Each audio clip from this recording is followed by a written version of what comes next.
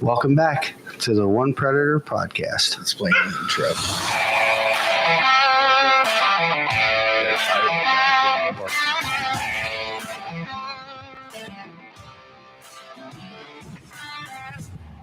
You raised that All right. We're live on YouTube's. Everything working? Everything's working. Can't quite see you. This is all new to me, so this is weird. Yeah. So Help me, please. welcome back. Special thing today. Yes. Very special. We usually record on Fridays. Pierre always comes. Chip never does. Yep. Today we did a little Saturday day thing, which is weird for night hunters because we don't do day stuff, and because we have special guests. And I always talk about my rabbit call, the best rabbit call on the market, hands down. I don't care what anybody says. Mr. Brian Rush. Thank you, bud. I got introduced you through Tony. Tony had your call and he was like, listen, you got to try this. And I was like, man, I'm an e-caller guy. I've done the hand call. Right. I just want to push a button and hang out with my buddies. Then Josh, you won a gun in a raffle, correct? And then you went to, what was the name of that? Outlander Survival Supply. Yeah, Route 20 in Dwaynesburg. Yeah. Yep. So he goes and picks his rifle up and they had two of your rabbit calls On the shelf there. So covered in dust. Bottom left. And he calls me and he's like, I got, those rabbit calls that Tony's always, yeah. He's like, I bought two. And I'm like, great, bring them home. Let's go. Let's try it. And then I used it. The first night, it blew my fucking mind what that thing did. Awesome. Yeah, definitely did some work. We showed up on a stand, coyotes were howling, and I didn't want to go. It was kind of bright that night, and I didn't want to go out and kind of spook them out of there. So I called them dogs in with the hand call with the call bag on my shoulder. And I was sold after that. And I remember calling Tony the next day and I'm like, dude, this thing is like fire. Like it sounds, I have a lot of premium skulls, Randy Anderson stuff. And it's just a totally different sound than what those calls are. Cause like those didn't work for me. This thing, it seems to be very raspy. yes. And it just carries. The sound carries. You don't even have to get on it that hard. No. That's the hand tuning and different from mass production market. And Right. I'll toot my own horn with that. Like I am my own quality control of what leaves my shop. So, I'm blowing into every single call before it leaves my shop, and I've thrown out a lot of reads, and they don't meet my sound expectations.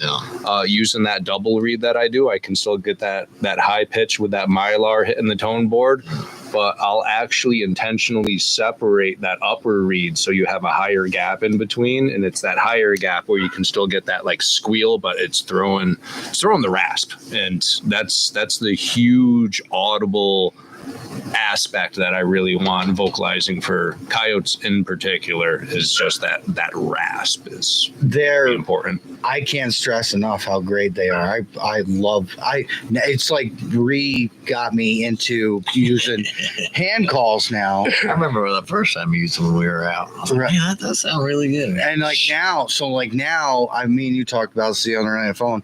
I bought a whole bunch of I just did an Amazon dump and was like, just typed in rabbit call. So I bought a whole bunch of other ones from various different companies. And my wife thought I was crazy. She comes home and I'm like blowing in his and I blow in this and I'm listening to see what the difference and there is nothing that sounds like that call. And so if you don't have one, Sales pitch. Shout out, sales pitch. Well, then we ended up, I wanted, Tony's like, well, I got the howler too. And I'm like, well, I got to have one. That's we did that one call sequence right before season ended. You brought that rabbit. We doubled it up on the e-call. Yeah. And you start blowing on that thing. What was it? Like Sig kicking ass and then start hitting his rabbit call. Yeah. The dog started, that dog couldn't resist. Yeah. And it could not resist. it's just- the difference there, you know. And I was like, okay. I'm like, I asked CJ what it was. And he goes, oh, Brian Rush makes this rabbit call. So I got in the truck. I made sure I put it in my notes on my phone, because if I asked him again when he was sober, he probably wouldn't tell me where to get it. So I had to hurry up. And, it took me a while to order it. And we were out on another hunt. He said, man, Brian, I got this howler from Brian. I drove up there and picked it up, showed me how to use it. And I'm like, holy cow. I'm like, okay, well, yeah, that's in a notebook. I'm just trying to figure out what else you have that I don't know about, because. Isn't that the same thing I asked you? I was like, Yeah. Well, the day we were in a shop, I'm like, what else you got? I brought my wallet. There are other predator calls that I build, but I'm not going to market them, because it's very important to me that the reeds are replaceable. So, like, I'm not saying like in the field, but you have a reed and it's a moving part. Moving parts can and will fail over time. Yep. Something I'll compare it to all day long is a musical instrument. Saxophone goes bad, clarinet goes bad. You don't throw the reed. You don't throw the whole instrument. No, you throw the reed away. Replace the reed. So you're looking at how violent that little reed, BPMs, beats per minute, your heartbeat, the BPMs of that reed just slamming up and down on that tone board.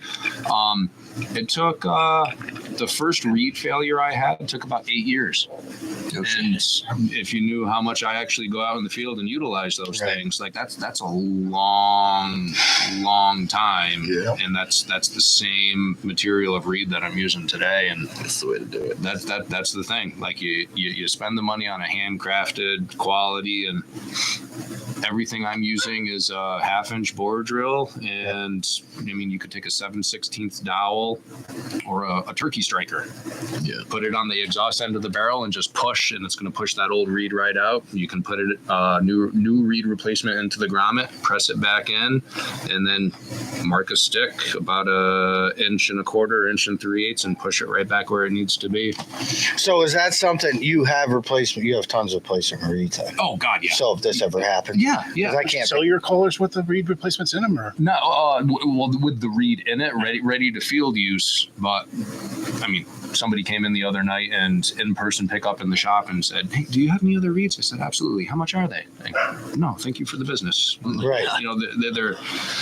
They're not super expensive. No. But I'm not going to We just buy give them them out both, extra, because inevitably you're going to lose it. You're going to break it when it's You not might run protected. it over. You got 8 years. So it's Well, I got your cell number now. If I lose it or break it, I'm getting another one. there's other call builders that in the custom market, and you do you, I do me, and they'll bore it out and actually use like a stainless steel grommet, 1/2 inch with a 1/4 inch bore drill on the inside of that, and then push the grommet in. Now you need a special reed insertion tool to hold the reed, press it in, and when it's pressed in, there might be a little dab of epoxy, a little touch of Might super be. glue. It's there forever. It's there forever. It's a one-time use. I know how to repair it and do it. I couldn't give this to somebody and give them directions on how to replace that. Sure. So it's important to me to preserve and protect the actual investment of the game call, because it should last you. I'm not saying the reed's going to last you your life, but yeah, your call should. Well, that's important with anything you buy. And we talk about customer service all the time. Yeah. With our lights, with our scopes, with, we're Super service. Yeah, the postal service. I have never had no problems. Apparently, Mr. Rush has today. But customer I gotta service. say, because this is your chance, man. Tell the world. chance. So I'm all excited to come out here. Had a great goose hunt with the guys this morning. Had a great day. Got home, had lunch with the family, and the time it took me to walk through my garage, go outside, walk back into my garage, go in the house, give the wife hugs and kisses goodbye, hop in my truck. Within those few minutes, the postal service made the delivery right in front front of my freaking truck tire in my garage, and when I put it in drive to come here, I felt my truck go thunk, thunk. I'm like, what the hell? Yeah. I have a front porch. How come Right. you're delivering packages? Yeah, that's a pretty. Your house is a pretty posted. You know, I mean, it's like front porch house, very simple. The garage is in the back. Yeah, so that they were in the back. that was $300 worth of game call parts to build. Right. Like all the stainless. So if you ordered a call, everything. it might be late. It So could be. explains why Could be late. Brian only talks about his 2 daughters and not the third one. Yeah. Right. She's grown up. She has a family. She's a sweetheart. She's my kid. I still love her. I'm so glad you spoke up finally because I didn't forget about. Thank you for inviting me. Yeah, I'm the guy so- behind the. Yeah. So Guy this behind the- Mr. Dennis Gilmore worked with my brother. That's how you had no idea. He had no idea how I knew about him. Worked with my brother-in-law for a company, and my brother-in-law was like, listen, this guy shoots a lot of coyotes.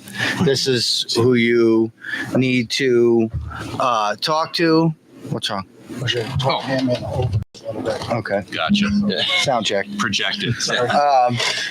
And I sent you a friend request, and like, you know, that's like the weird guy that like you don't even know, and you accepted it. And then I started seeing these things, and I'm like, oh, okay, so this is all making sense. And then you guys had done something together, like a seminar? Yeah, we did.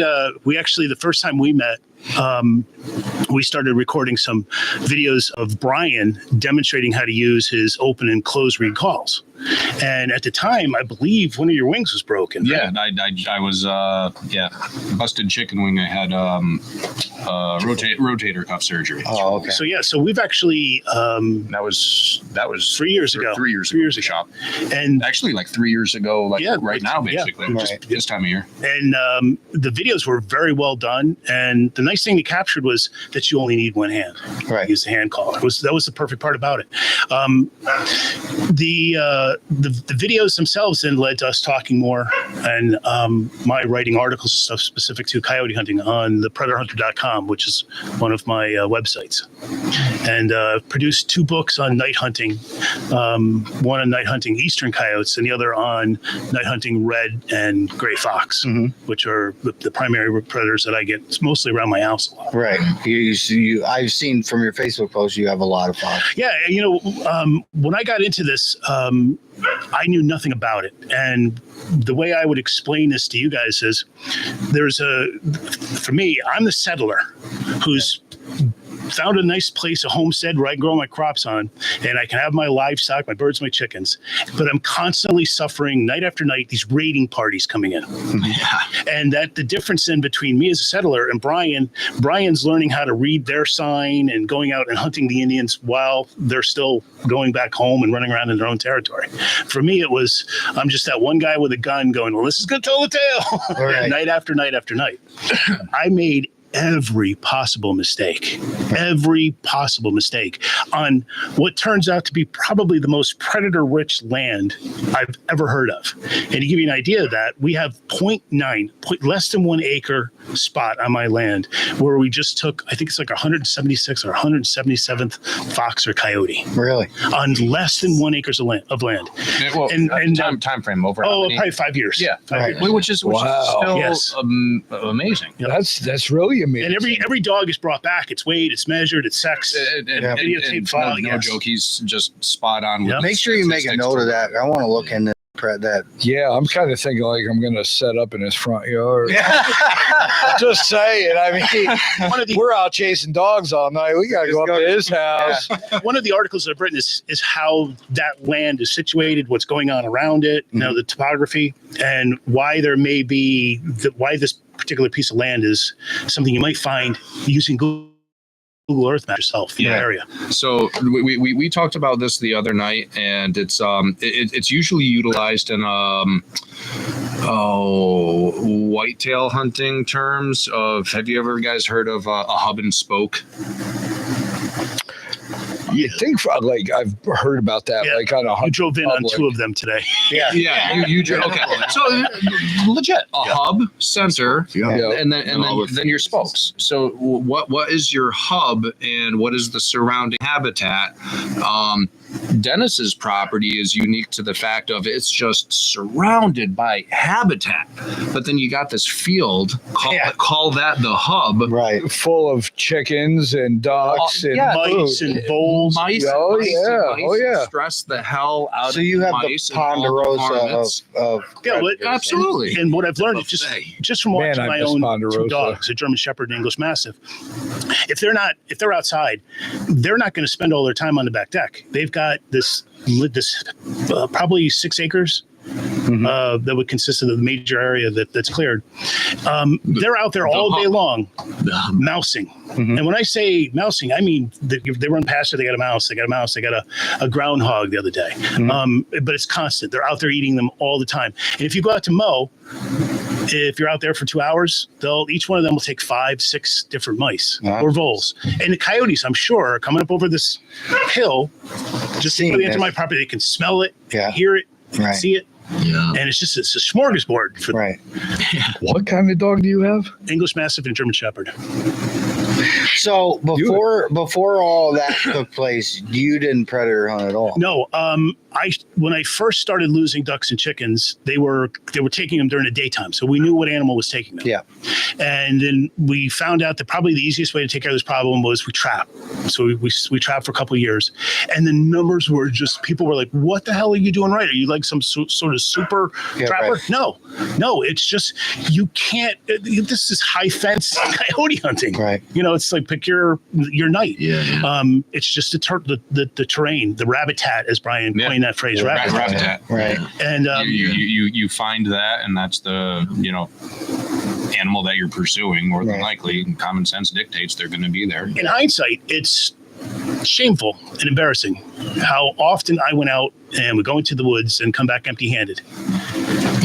Boy, I found a nickel for every time that happened. Well, that's the one thing where It's all part of learning it. You know what I mean? I mean, but the one thing is learning it is recognizing where you screwed up and how you screwed up. And next weekend when we have that seminar, I don't want to sound like a broken record in saying it, but it's like out of the book I teach from, of where I came from and how I learned to do this, where if it's not broke, don't fix it, keep doing it. Right. I mean, you'll hear me say that again, but it's also, okay, what was broke here, and how can I fix it? And just being cognizant as to what did you actually do to screw that up. But that's going to happen with predator calling. Oh, anything. You're gonna fail. Oh yeah. I went 4 years of hunting at night with red lights, never shot nothing. Yeah. There's been times where we thought the stand was on and walk back to the truck. Everybody's sitting in the truck. One guy just looks out there. And boom. Here they come. Yeah. So just not putting the weight in. Fun question. Go around the room. On one stand calling, what is the largest number of coyotes that you've taken from one stand? You mean one session? And one property, you started, you finished, then you left. 4. 4? Yeah, I don't even think we got 2. 9. Jeez. And we're going to try to hit 12 in the end of October. So you're taking 9 coyotes off one stand. One stand. Mine were 4 boxes. So now you're talking spread out. How much time were you there? A long 2.5 hours, probably. So this is like him. Pierre's only got a couple of spots. Pierre's the one that just he camped out up. It was. I'm going to say 2.5 hours, just taking an educated guess, because it did feel like forever, and it was a long time, and it took a long time to drag that many out. Yeah. Oh God, yes. Everyone came to the call. Everyone came to howls and kayaks. So you like call one in, wait like half hour or something. Whatever. Oh no, Someone no! come in 2 or 3 at a time. As soon as that gun goes off and you hear Can the you smack hear of the her? bullet, I'm right back on it, just Yeah. ripping Kai eyes. Yeah. And then we have another visual, and Yeah. why shoot him at 400? It's dark out. We'll cut some Right. distance. Yeah, let Set him up come in. again, and then do it again. Kai eye, and so many things I'm saying now. You're going to hear me say it again, but Yeah. every coyote on earth has ADD. Yeah. They don't have a focus of attention. When you vocally communicate, Right. point A to point B looks like an EKG. It's like Right. Oh, what's that smell? Oh, what am I? Oh, look at a butterfly. Oh, Yeah. I hear a mouse squeak. Yeah. They're just all over the place. seen that. So- They come running in, and all of a sudden it's like, It's- hey, there's some. What's that over there? It's- They it's- zigzag. It's they an stop, they look around. opportunistic animal. Yeah, So absolutely. my calling sequences, there's good pauses in between, because my pauses are going to be imitating what I'm picturing in my head of not that committed coyote that's just beelining. Right. He's doing this. I'm going to stop a little bit because he's going to possibly, and I'm just imagining what that animal is doing in my head of, okay, getting sidetracked, smell something. Okay. Yeah. Got to capture his attention again. Just Right. start giving it to him again. Yeah, right. And They then- just lose it. They Yeah. get into something. ADD. We've They had just lose that focus. them before. You think they'll do the same thing. They're working towards you, but Mhm. they don't always. And people think that you turn e-collar on, boom, they're going to show up, Mhm. because that's how it looks on the TV shows. Yep. Not the case. I love That's fine editing. giving yes, giving credit where credit's deserved, and I think it was Tony Tebby that said this.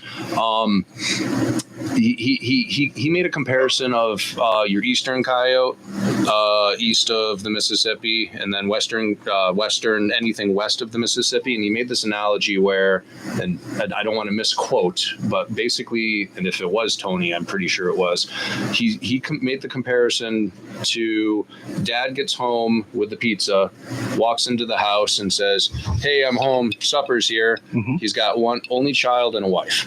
Kid goes, washes his hands, wife sets the table, they sit down and they eat supper. That's your eastern coyote. Your western, anything west of the Mississippi, is dad walks in with the pizza on his shoulder and says, "Hey kids, I'm home, supper's here." And he's got 6 kids and it's gone before he even hits the kitchen table. Like it's competition. So that's It's That's what competition. we were talking about yesterday, actually. And a little bit about Western proximity, habitat. I do a lot of hunting out west, Mhm. and I'm going to make up a number, and it's not accurate, but it's just to paint the picture. New York, we got, I don't know, 10 acres of ag to 100 acres of agriculture. Right. Excuse me. 10 acres of agriculture to about 100 acres of habitat. right. And then you go to the Midwest and you got the polar opposite on some of those big ag fields. So is it different?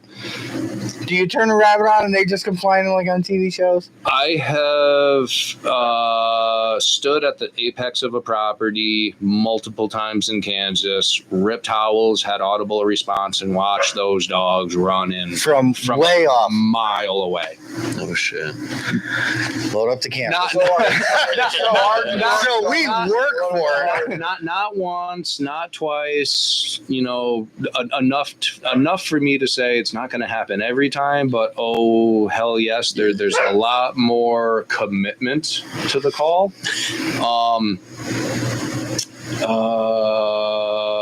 That we can see. New York, Right. I know. Yeah, because we're limited on what we see. Habitat. But the trees, I mean, what are we getting? 130 yards? Yeah. Right? It's not 900, it's not a mile or two. We get 130 yards. Yeah. We hunted this. We night hunted this property, my buddy's farm, and I never stood on his farm from this perspective before. And I was with another friend, both permission, and we go in and checked the winds. Already knew the surrounding habitat, just never stood right there before. And it was January, February. It was February, mid-February, late February. We're right into the prime of breeding. Yeah. And I don't know, man. We've seen him pair up in December. oh yeah. He's got video of it. Oh. It was December. They were pairing up and they were mating in December. I believe it. A mile and a half. I mean, from here. this is. And everybody, well, I'm just saying because everybody's like, oh, February's breeding season. No, it's just- February, you know what I mean? And it's like, So no. Here's a big misconception that a lot of hunters have where what's the gestation period for a whitetail deer from conception to birth? 210 days. And this is designed by Mother Nature for this reason because she's way smarter than we are. The apex of whitetail breeding, 7 months later, drops that fawn under optimal conditions for survival. Sure. Mom can put weight back on. Feed. She can feed. Yep. She has cover to leave her fawn behind. Makes sense. They have everything that they need for survival at the optimal time in the optimal conditions in Mother Nature to survive. There are doe right now getting bred in the state of New York. They're the variables. Right. They're the variables. So if you had 100% conception rate of every whitetail doe during that first rut stage, what happens if we get hit with a natural disaster 210 days from now? Life sucks for fawning. They're gonna have trouble. Really bad. Right. So if it weren't for the variables, which we need. All right. I see where you're going. with Okay, this. yeah. So, and this is also something where, I watched a buck from stand walking by on a deer trail, chewing on this bullshit dried out pine cone, just loving life, like, and it's early archery, like there's green vegetation. Like, what the Why heck is he doing? Why? That's the hunter in the woods that says, man, I got to start hunting the pine trees. Right. All the, like when people say the deer are moving or this is happening, Yeah. you're taking an isolated incident and applying it to the whole. Yeah, I hate that. That's So, it's a total misconception. like coyotes are monoestrus. They'll breed once a year, Mhm. and their gestation rate from conception to birth is 62 days. It's 2 months. Mhm. And when are their kids dropping? At the opportune time At when the when feed is Same time. fawns. So Early their fawns. pups are being dropped at the same I never thought of it. time. So Mother Nature puts these natural instincts. I mean, we don't have to play by those rules because we can build houses and heat our homes and put a roof over our heads, and we have the cognitive thinking ability to make decisions like that. Right. It's imprinted in that animal. Well, the deer also, by dropping around the time they do, they're flooding the market. Yeah. Right. Enough numbers that, the predator's not going to get all I mean, Right. enough genetic They'll get survival some of material. them, just not all. Yeah. Be enough to survive. Yeah. And keep the And herd. I'll advocate, like I love hunting the animal. I'll advocate the hell out of their success because it's survival of the fittest. Right. I mean, it might, it's cruel to say, but I mean, Yeah. we do the same freaking thing. We raise animals to kill animals to eat animals. Yeah. And that coyote is Darwinistic approach at its finest. It's picking off the sick. It's picking off the weak. It's picking off the elderly. Mhm. Opportunistic. Why chase that full-grown doe when that one just got whacked by a car? Mhm. You know? Either that or there's a piece of veal laying in the brush line. Yeah. Hmm. Let's just go get that little sucker right With there. some baling twine tied to it to a stake. I Just don't know who would ever do don't that. listen for the window. Yeah. I don't ever. I go out. I'm in my slippers when it happens, but anyway. Yeah, but that New York story I was talking about, comparing New York to Yes. different demographics across the country. That one stand got this one perspective, ripped a howl, waited a little bit, changed my audible tone. I'm by myself doing the vocals, so I'm trying to sound like the male and the female. I can't howl at the same time as my partner. My other buddy's standing there watching, listening, and shut up and wait. coyote vocals. I call them rude. It's like, hey Carl, how's it going? Oh, hey Brian, how you doing? Coyote vocals usually go, hey Carl, what's up? What's your name? Yeah. What's your name? Yeah. You might not get that audible response like right away. It might take 10, 15 seconds or a minute. Right. There's good potential. And I for tell long these pause. guys that all that, you listen to somebody tell you about a call sequence, they tell you to do this for 3 minutes, do this for 5, do this. Yeah. No, man, no. You can't. You have to have those pauses in there, man. Yeah. I think that's huge. If you pause, your e-callers, people that go out and run a rabbit for 15 minutes, blaring, screaming, with no pause, it's not natural. Yeah. And that's why that's why I've found this new love for hand calls, because I can't blow on a rush rabbit for 15 minutes.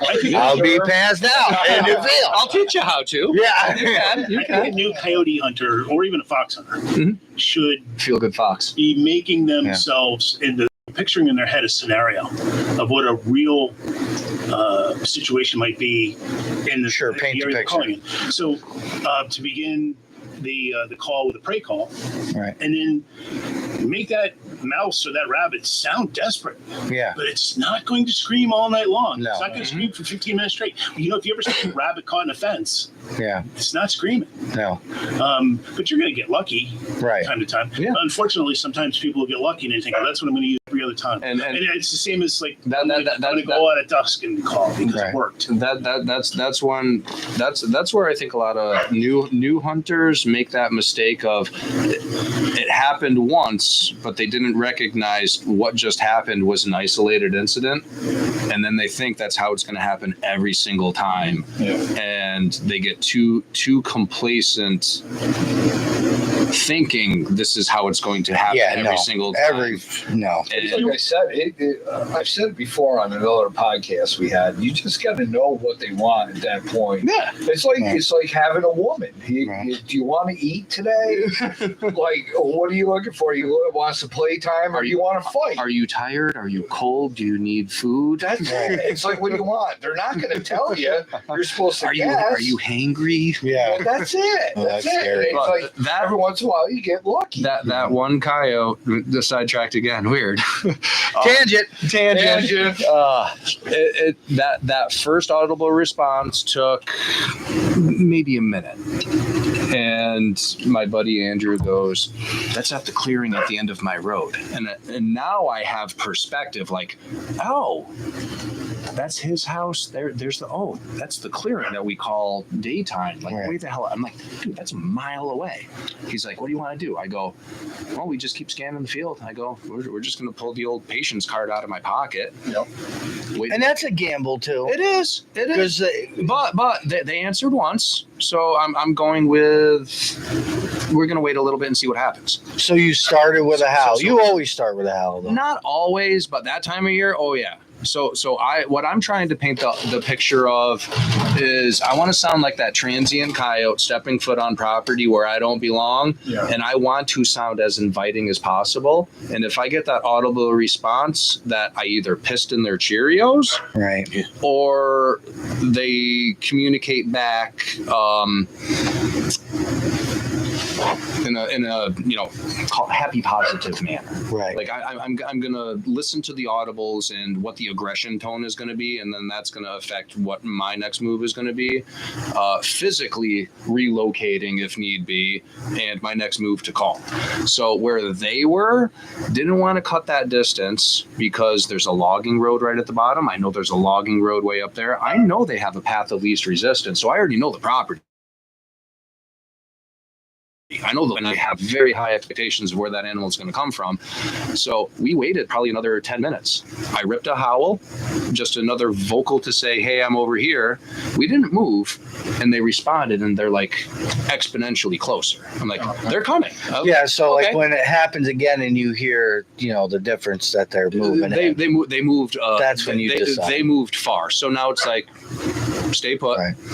And 3 howls, 30 minutes, their last response was close enough where I said, the way our wind is cutting, I don't want them to cut down, hit that logging road, go behind the swamp, get to the downwind. Where you can't see them. Where we can't see them. So there is a potential, like we're a hike away from that logging road, probably like 800 yards, but there's this big thick hedgerow that runs parallel with it. So I go, well, here's the plan of attack. I'm going to start squealing loud. I want them to break cover into the field. Then we have eyes on them. Get real curious. Peak that curiosity level because I know they're coming. Now we're just going to sing a different song. Start squealing and script, textbook. Right. Boop, popped out of the logging road right on the corner, came into the field, and just watch them. So, that was one stand that was I think probably about 35 minutes at that point. Called 3 times, had 3 responses, and it doesn't happen every time. It was just hearing it that second time to say, we're good. Right. So scanning the field, I thought the manure spreader went through. Looking through the thermal, you could see tracks and you could see something different on the perimeter. My buddy goes, snowmobiles. I go, so? He goes, those coyotes are sitting on the snowmobile trail. And I go, oh, that wasn't the manure spreader. That's the freaking state snowmobile trail. So we can hear the snowmobiles getting closer. Jeez. What turns out to be the female turns around, goes back where she came from. The male stays on the road. After you did all that work. 35 minutes later. And I'm like, damn it. Been there. And my buddy goes, well, this is going to suck. I'm like, or it's going to be awesome. Right.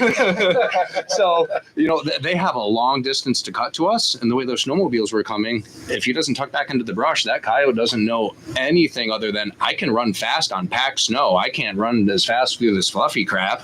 I've noticed that too. Like when we do get snow. Yeah. Last year we had 2 storms. There were 6 inches apiece. Yep. Spread out, so it melted, came back, whatever. And they don't. I've seen where they don't want to cross that big field in that deep snow. They don't. They're going to stay along the edges where the stuff had, not gotten under the trees or the brush. Yeah. Don't get carried away. Better get a recall out of Yeah. Oh hell. Anyway, but like I've noticed that when he wants one of the squealers, Brian. I've noticed when that has, when you have that going on, they don't want to come out, so you got to push in more to them. Yeah, proximity is huge. But what ultimately happened with this one, what turned out to be the female dumped back into the brush. That coyote starts going on a trot coming down the snowmobile trail, and you can hear and see when those snowmobilers see the coyote because it's just an idle property passing through. And they hammer on it. They're chasing this coyote across the field. We're laughing. Oh man, we're laughing. I would be upset. Oh my god. So the coyote dumps off, and I look at my buddy and I go, "Run!" Like we start cutting distance as much as we can because we got noise. Yeah, they're focused on that. All they hear at that point is the screaming of engines. That coyote just ran a marathon. We cut as much distance as we possibly could and got to a point where, okay, they're getting quiet. That thing just ran a marathon and it's laying down. I'm like, maybe his girlfriend comes to a call, but he's right there. And whole long story short, missed the first shot, shooting downhill, throw ballistics out the window. It was a freaking poke. He went back with the rangefinder daytime, stood on the blood spot and hit the tree where we were standing next to. The first shot was, I missed, but I could see the Yeah. And like, I know where I need to hold. Right. My confidence level just went, shoo. Yeah. Lowered just a little bit. And that coyote's sitting there looking around like, where the hell did that come from? Turns and starts just walking. So I lowered, led just a little bit. Yeah. First impact was, She hears people. like Sorry, 4.25. And the second impact was like 474. Something like that. That's where I want to be. With a 223. Mm-hmm. And there you go, CJ. Maybe, hey, I get it, man. Maybe your shot wasn't that. Well, but that 100%, like it was luck on my side. The only reason I knew where I needed to hold, you're shooting downhill. Because you had that snow burst. I just saw that. I can't believe they stayed. after you fired. I mean, you whiz a bullet by one of these out here. They're in Catskill. They're through the river down the other side. They're in the gone. next county. Yeah, they're like no, and that could be a lot with population and pressure. Oh yeah, absolutely. Here there's quite a few of us around that do this. So I mean, they hear a truck door shut. Yeah. Safeties on a rifle. We talk about this all the time. Yeah. They hear that click. I got video of them laying together as a family group, just like normal house dogs, just chilling. And we set up. We move in nice and quiet. I set up on them. I fold the tripod out nice and quiet, no clanging around. Get the rifle in it, clamp the. I mean, it was, and I'm watching them, and they're just doing their thing, messing with each other, scrapping around. And as soon as I went to click the safety, and I lost control of it, so I couldn't do it easy. Yeah. It went loud. It went like that. It looked like somebody threw a frag grenade in the middle of them. They jumped up and they were gone. I mean, and that ever so, and it wasn't super quiet that night. There was a little bit of a breeze, you know what I mean? So the trees, you could hear it blowing through the trees. You get some ambient sound. Right. It wasn't dead quiet. They heard that little bit of a click, man, and they were just out. Down, that them dogs have been through this before. They've played the game. So Dennis can come in on this and talk about the educated. This is one of our controversial disagreements all the time. I love arguments. Well, I would just say that I think they do get used to some of those sounds that they associate with danger, maybe even pain. Right. But just because you're using a rabbit squealer all the time, or you're making sounds in an area, doesn't mean that coyote can just stop every time. It cannot not respond to the call of prey or to mating. It has to do it. Well, it's instinctive. It don't know. It does. There was that one time where I hit that rabbit call after the previous weekend where I shot that dog, and as soon as I hit that rabbit call on that e-caller, that dog took off like that thing's tail. I'm not saying that they don't pick up. They learn. They learn. But eventually they have to. That dog was 400 yards away when I hit that cottontail. And I hit the wrong, save button on my e-caller, and that thing heard that call, and it was just like, nope, holy stick of dynamite. So remember what happened last weekend? I'm out. But I'll tell you from experience, that's when you reach in your pocket or on your lanyard and pull out your Rush Rabbit, and you go like, I'll start easy. Right. I'll start easy and just get them to maybe get their attention. They're doing the hop trot, looking back, and you can kind of read them to know. And if they don't pay attention to it, then I'll get more aggressive with it. Yeah. Most of the time, not all of the time, you can get them to stop. I've never got them to turn and burn and come back. At that point, they're already in fear mode that they want to get to cover. Yeah. So I mean, but you have that millisecond. That's when you can make the decision whether you're going to shoot or not. It's a straight up Pavlov's theory. Yeah. So you feed your dog. I mean, are you guys familiar? Yeah. Yeah. She's in the house barking right now. That's what you hear. She wants to come out because she hears everybody. You ring a bell, feed your dog. Ring a bell, feed your dog. Ring a bell, feed your dog. However many times you do it, you ring the bell. The dog's there. There's no food, and the dog's just salivating on the ground. Like you've positively reinforced and conditioned the sound with an action. And the same thing can be done predator hunting with repetition, approach, associating a sound with danger, associating a smell with danger. And I mean, I still agree with Dennis. Well, yeah, I mean, how long does it take you to train your dog? And you're not going to tell me you're going to train a coyote by twice in 3 years that heard a fake call and spooked. Right. No, I can't get my German Shepherd to close the door when she opens it. When you get pressured. Hear it all the time. And here's the other thing. Like this. Yes. I'll look at I know fact.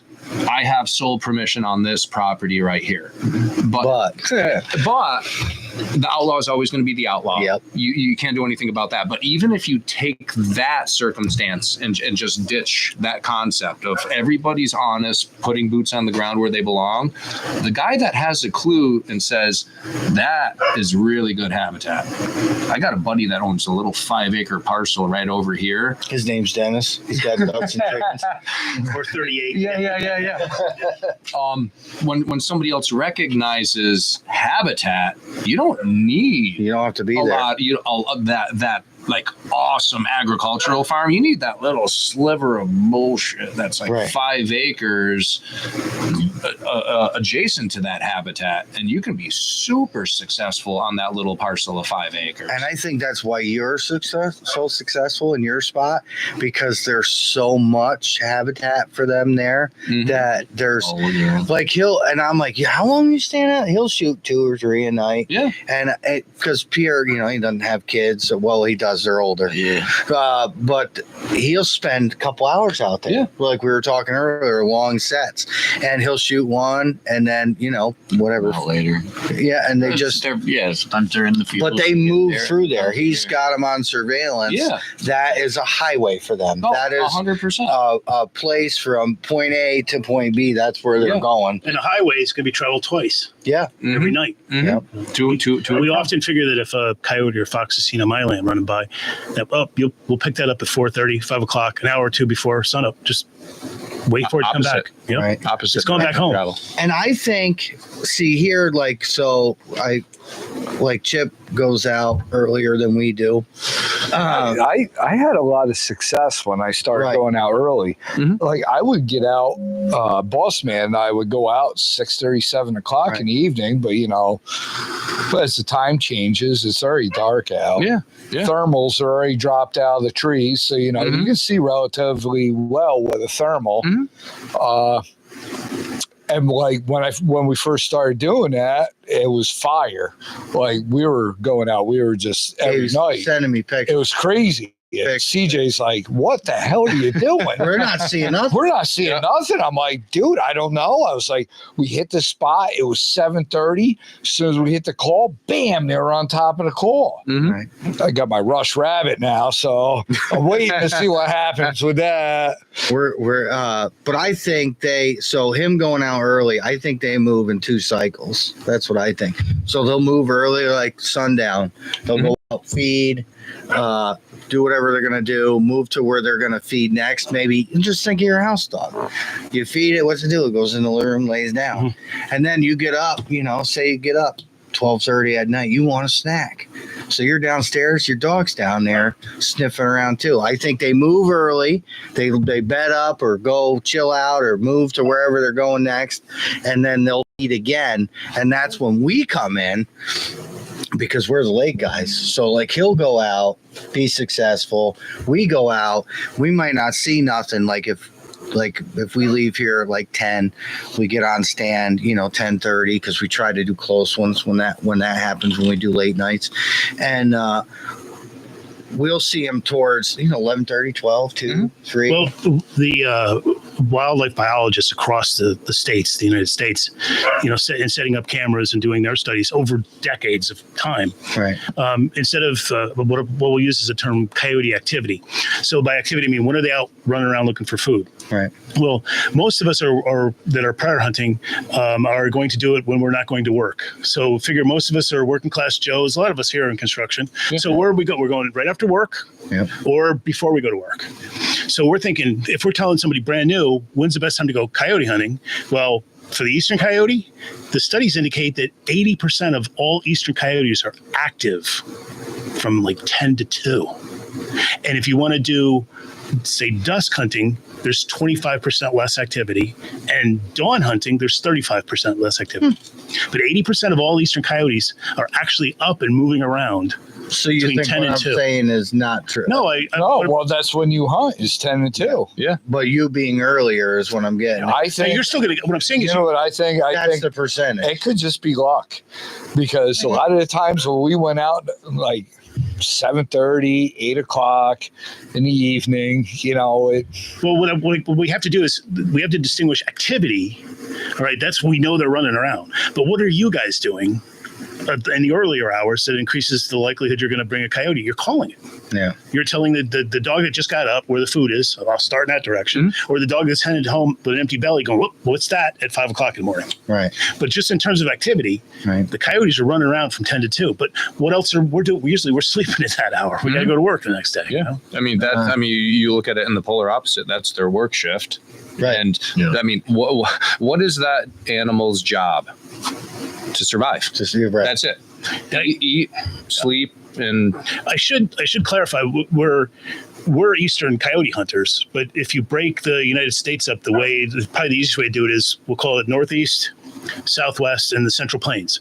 And we find that in terms of scientists, researchers have found, coyote activity in the let's say in the Great Plains area. If you go into a national state park, we were talking about this earlier. Yeah. You're going to find a lot of coyote activity during the day. It's a flip from here. It's 80% during the day on state and national land.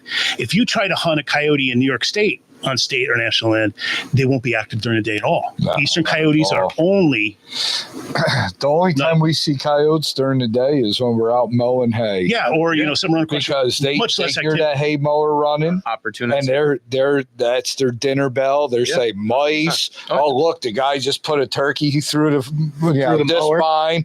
Oh, look, there's a fawn. It looks like fawn burger everywhere. Yeah, we're gonna go get it. But your audience. Well, other than that, if we were to go out there during the day, I totally agree with you.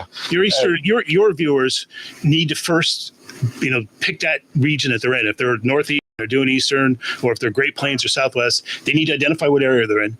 Then they need to identify what time of the year is it for the coyote. Right. Is it denning season? Is it mating season? Right. And then decide where they're hunting. So if they're on state or national parks versus their own private territory. And another thing to add to that is the vastness of that property. So when we sat through the seminar that Stacy held, our New York State biologist at the time, do you remember the numbers of home range? And I know. Shoot, because that's the one thing I learned about how far does a coyote move. And the only, actually, we don't even need to know the number, but the only answer to that is what is the habitat? So when you get into like agricultural districts, your family groups are going to be tighter in agricultural, residential outskirts where there's just more habitat and everything that animal needs for survival, for cover and food. And then you get into like the Adirondack State Forest, which is like, I'm not saying it with ill intentions, but like a barren wasteland. Yeah. Where that home range is exponentially larger than agricultural districts, just because of what the habitat is. So it'd be a lot more profitable for you if you were near the Adirondacks to hunt somebody's crop field that's near that territory in the woods itself. Yeah, it's so hard to see them. But one of the things we probably should talk, because we when you mentioned home range, there's actually home range and then there's core territory. So home range is where you have like if you can imagine, let's say for now it's 10 square miles. I actually have the numbers, so I didn't bring numbers with me, but I do have the numbers written down. Let's say it's 5 square miles that a coyote goes to pretty much all day long. You have a 30% chance of finding it at any time of the day in that 5 square miles. But then they have a core territory where they're denning, where they might be sleeping. That's a much smaller area. A much, much smaller area. It might be a few hundred yards, where you have a 90% chance of finding that coyote in his core range. So the guy who takes the time takes time to find the habitat, that does the scouting, and then comes across the scat and the sign, all of the marking, and then goes in and it spends their time in there off season to find out, well, where's the core territory? Because you're going to find it. You're going to find dens, something that little hole facing to the south or southeast. These are they're easily identifiable. Most coyotes don't spend any time concealing their dens. No. They're not laying brush out. They're not camouflaging it. And then, once you find that core territory, well, as soon as denning season starts, you can begin hunting. We have our season's a little bit off for dens, but Right. find that home not even range and hunting then find it, that but core territory where I'm scouting. documenting those areas. And I'll tell you another great thing. If you're hunting and there are no rabbits, something's eating the rabbits. If it's rabbitat and you can't find rabbits, but you can find moles or voles, mice, then the coyotes and foxes are likely to have picked off the rabbits. You know, they're getting the easy stuff and they're coming in there every night. Right. You know? on the regular. I mean, you look at your property and what that produces, and yeah, just what Dennis said about his dogs going out and what they're doing to varmint populations in the field. I mean, saving me on the inflation of the Purina Pro Plan dog food. Yeah. Right. Well, I mean, much to my wife's chagrin. Imagine if I'll we explain didn't have chagrin that later. predator. New words. Just imagine if we didn't have that predator out in the field. What our voles and mice? Oh my God! Yeah, dude, it would be absolutely ridiculous. So, you were asking before about do you want? I guess for your audience, and if we're talking to new coyote hunters, when I've done my studies, and this is not at least this isn't a biologist doing, but where I've talked to other predator hunters across the United States in my interviews with them, I found that there's actually two calls that everyone across the United States finds quite profitable. And that's the female invitational howl and pup distress. Mm-hmm. People swear by pup distress. Pee Wee Loco. Yeah, Pierre's over there nudging. Yep. We were on a stand one night, and he's like, "Dude, you got that?" We got the same call, and I'm running mine. He's like, "Play that Pee Wee Loco." I'm telling you, and I didn't believe it. And then we actually didn't.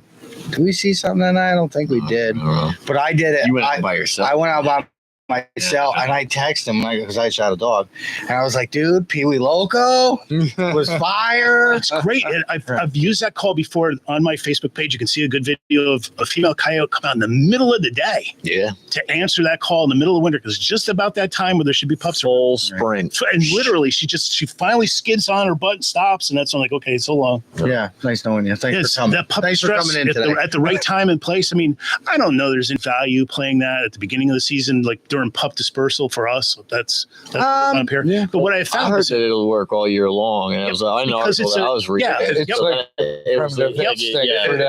I don't know what like the success rate is of it during like the slightly off season, but it triggers something in the females, and even in the males that hey, we got to protect our own here, even if they don't have their own. It's a trigger, and the animal doesn't have that cognitive thinking ability to distinguish time of year and animal. It hears something that's distressed, and well, that's now another thing about going back to the educated coyote. And how many times will people tell you that if you kill a coyote, that more coyotes will come in? Oh my God. I hear that a lot. I hear that all the time. But they don't have a news system, so there's no way for one family group to know what happens to another family group. Yeah. You know? Go ahead. vocals. When you eliminate that audible vocal from one demographic, and you think they'll move in, and then it's recognized. I don't know if it's a truth, myth, anything, but I think it's a scientific wild ass gasp. I know for a fact that dominant turkey, and I take his gobble away. Yeah. Give it a couple of days. That evening roost, that morning gobble is gone. Okay. And any ambient sound is indifferent. Sunrise, nice and quiet. You take that voice away, I'm very confident to say that Tom was there for a reason. Yeah. His voice is gone, and it's going to bring up inquisition to others, knowing that he was there for a reason to breed, and his voice is gone. Yeah. I'm pretty confident to say some will come to that. So I'll see your missing vocals, and raise you. Remember, now we're talking about somebody else's perspective, not mine. Yeah. So I'm arguing the fool's thing that, well, how many of those people did you talk to? They'll say, yeah, the coyotes moving. Why? Well, because they'll start breeding again. Yeah. They can't. They're monoestrus. Monoestrus. Right. No, that means nothing. Yeah. But you take that voice away, and it was primo habitat. I want that house. Yeah. That's completely different. So we've had people argue that with us. Yeah. So we don't want you shooting coyotes on property because that's just going to in turn breed more coyotes. No. But yeah, I agree. It's crazy. Come up with- yep. Here is something that you can all remember. Viewers, you guys, that was brought up to me once. And I go, okay, I'm going to use my wife and I as an example. Here's our age. We have a house. It's this big. We have an income. We have the cognitive thinking ability to say, you know what? We're going to stop having kids. Oh, wait a minute. You're not going to let one of them play near a truck. No, because I don't want to drive over the kid. Again. So we have the cognitive thinking ability as humans to make that decision. We're going to stop having kids because we're going to outgrow our little biosphere of our ecosystem and our habitat. The wild animal does not have that cognitive thinking ability to decipher that. So that's why we have dispersals. That's why you get to a certain point, and the eastern coyote has a very, very, very low mortality rate. Very low mortality rate. You have 6 pups, you're probably going to have 6 adults. So there's going to be a point in time where mom and dad say, kids, out of the bedroom, because we're going to outgrow our habitat and our little biosphere that we have. And then you have your core resident group. And who's typically going to stay? Mom, dad, and one helper female. Yeah.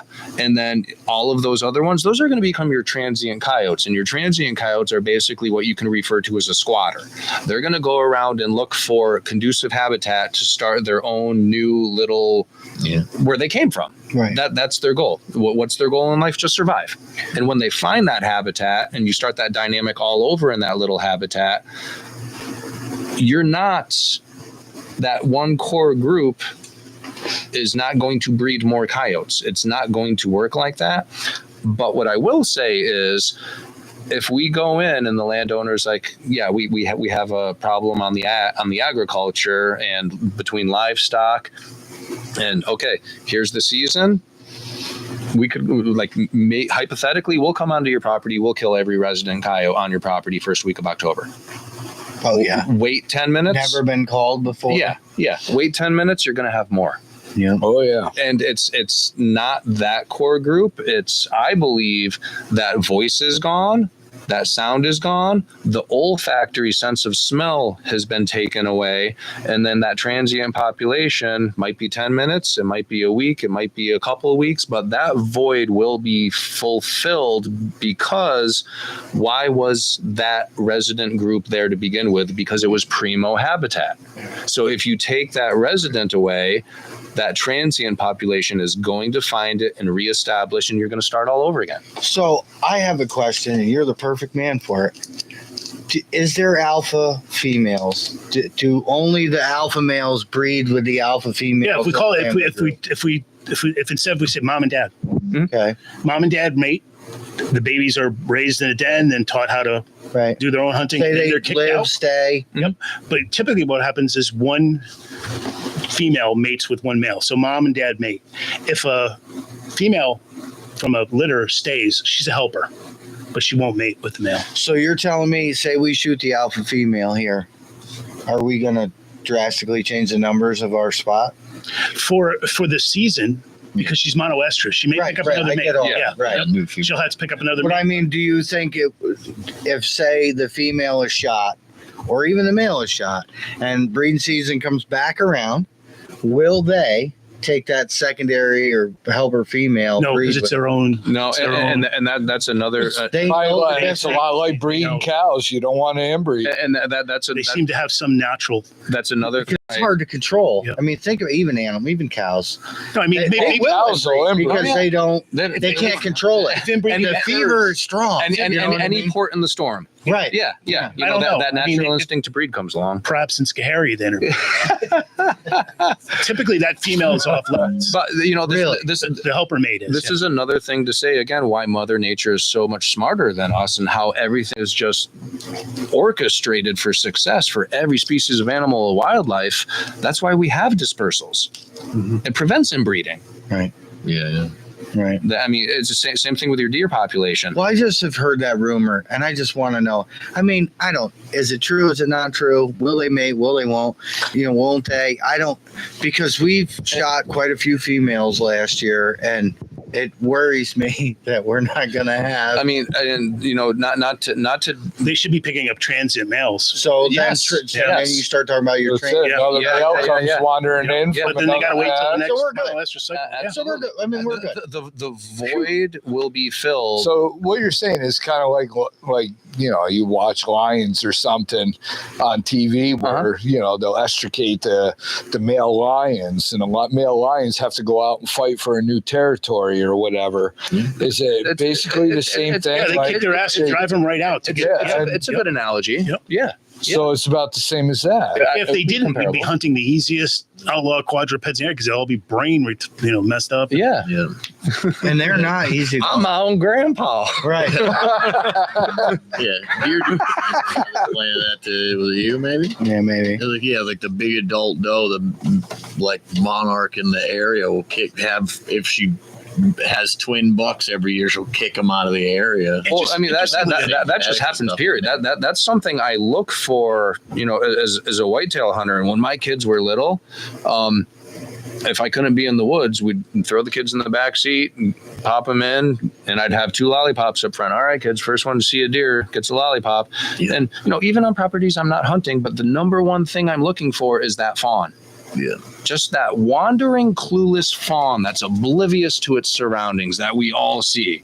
And it's right at that cusp of like the latter part of October where mom and dad are going to kick the kids out of the bedroom. So then I'll see that wandering fawn and I'll recognize one of a couple things. Mom got hit by a car, mom got shot, or Because she's wandering. mom and dad kicked that kid out of the bedroom and mom ran that thing right out of the freaking county. Right. And now it doesn't know any better than I need to find my own. Yeah, and if your viewers right now, as we're going into, for us in a couple of weeks here, we're going to be the opening for Eastern Coyote season. Woo-hoo. And the dogs we're referring to, the transients are actually the pups from this year that are full grown size now, well trained by their parents. Yep. And they're out looking for their territory and their mate.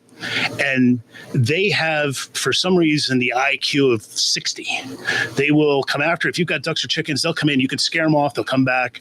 This is the time. The first few days of hunting season, Yeah. you already need to get your license in New York State, get your training class, and you need to be out on the very first afternoon, probably right after work on the very first day opening season. Or just wait until midnight and then go out. Right. Nah, But if you're everybody. But if you're a brand new hunter, if you're brand new, this is gonna be your first year. You go out on the first couple of days of the season. Absolutely. Because the learning curve is so much easier. Oh my God. To take a dog. Oh my God. I mean, last year I took one with a 38 caliber snub nose pistol. It would not back up. And it's all on video. In the On your No, porch? no, it came to attack the ducks coming home from work.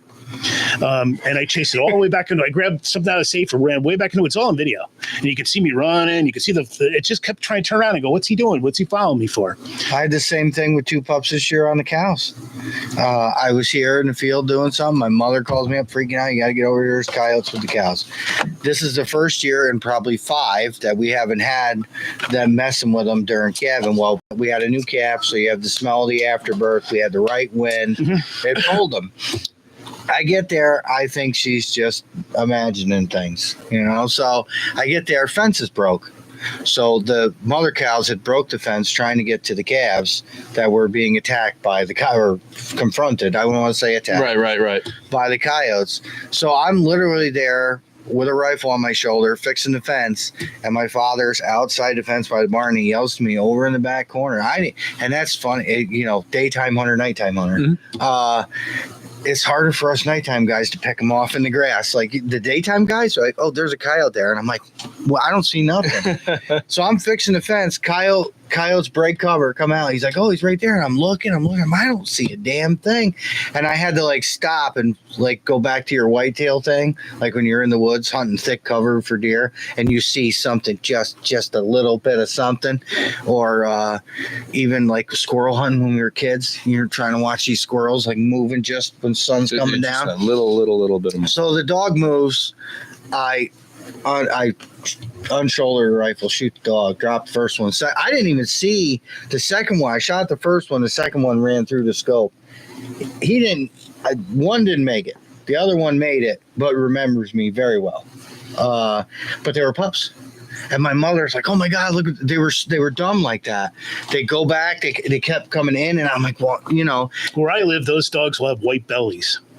yeah, Yeah, that's how young they are. You can see, if you go on my Facebook page, you'll see it. They have white bellies. It's pure white belly, and then they darken up later on. But the ones that have the white bellies, they are stupid yeah, and determined. yeah. If you have a They'll duck or just- chicken or a call, they just keep coming back and back. And if you're a lousy shot, you get a second shot at it. Oh yeah, yeah. So, and that's when you see we talked about experience hunters that stick with it and don't stick with it. The first guys in 9 days that are going to go out and shoot, they might shoot 2 or 3 dogs that night because you're going to shoot those transient, pups that are moving around. But we get to January when it's cold, and we all been out when it's super cold, and you don't, it's a lot harder because at that point they've heard a lot of stuff and they are more wise to it. That's when those guys quit. Yeah. That's when you start seeing scopes for sale and calls for sale, and then we swoop in and take them. It would be interesting to know what the percentage is of people that intend to go out and maybe do a couple times, never score, and then never go back And out. then just never go back. So anything out. we can do is Oh yeah. experience I mean, hunters to increase the percentage of people who go out for the first time. That's the goal of my website, is bring a coyote in the first night. But I also think we keep talking about coyotes, but the red and gray fox, your bobcats, all the other fox. But Rush likes to call them feel good fox. I feel really good when I kill them because they kill my birds and chickens far more often and far more likely during the daytime when I'm not home to see it going on than the coyote will. Eastern coyote don't like to come out in the day as much. Yeah, To be honest, fly like I a want fox, to man. discourage new hunters because I'm really selfish. I'm just saying, I want all for myself. If we don't increase our numbers, we're likely to be the last generations of New Yorkers allowed to hunt predators. In the state. Like just the dynamic and the culture that we live in today is Well, it makes me we had makes talked me about this today, even in the field that we work in. Yeah. We're all in construction. Yeah. We can't find reliable help, competent help. Competent. It's like, who raised these kids? Yeah. We did. This did. Yeah. Here, that's what you got. Here's my phone. I'm off parenting. Yeah, I don't want to deal with you. Yeah. The screens are. Yeah, it's crazy. It's like my son. A lot of times, is parenting these days. Yeah. So the second number I'd really be interested in. The first number being, what's the percentage that never scored the first couple of days, just stops? Maybe in the first night. I'm never doing this again. It's too cold. The other thing I'd be interested in is, what's the percentage of successful first-time coyote hunters who never walk away from it? They're like, oh, I want to do that. That's probably 90%. All it took for me the first time, I didn't even get to squeeze the trigger. Now he wants to say feel good fox, and I'll agree because if you get a coyote that first time, that's fentanyl. Yeah. I call him feel good fox because if you're having a bad night, just go to that spot, call in a fox. My first and time, you feel good about yourself. You might not see a coyote, or we see a fox first, and we're like, all right, just let him chill, do his thing. If he gives us a good shot, again, I think it's for your viewers. Yeah, I think for your viewers that are like, why don't they? The fox is not a smart animal. no. And the gray fox is one of the stupidest animals that's ever walked on this planet. It either has balls this big. well, there you go, guys. That explains why I shot so many foxes. Or versus coyotes. It is the dumbest animal that walks in the predator woods. Story with the gray fox. We were sitting in his blind out here in the field. That was early days. We weren't even on the ground hunting back then. Yeah, well, we were, but we just over here, like we got the tree stand. Well, not even tree stand. It's a hunter. Tree condo. Line. Oh no, it's got a vending machine in it, so don't get too excited. Anybody can shoot a deer. Elevated box. It takes a real hunter to shoot a deer while cooking breakfast. So, like, I don't want to burn my eggs, man. I got Serious. I want to be able to pick mine up with the tractor and bring it home. Oh yeah, I do that. Yeah, That's the we farthest do I want to that, go. I just honestly put mine up today with the tractor. Yeah.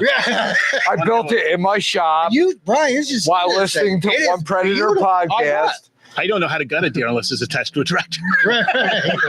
Yeah, just slice it, pick it upside down, bounce it. Ding, ding, ding. Well, I mean, we hunted outdoor blinds forever, and as I got older, there's a farm up the road. I worked with the boys, and they had really nice blinds. And I come home and I tell my dad, I'm like, why the hell are we have a hammer and a box of nails. We had a sawmill. We still got the sawmill. Mm-hmm. And what the hell are we doing? Mm-hmm. So I built the first one. Then everybody got jealous. So then I built one for my dad, which he sits here with me. And then I built one for my brother. And that one's even bigger. You can have a dance party in there. Mine, the one I built this year, has got a solar charger for my cell phone. Mine too.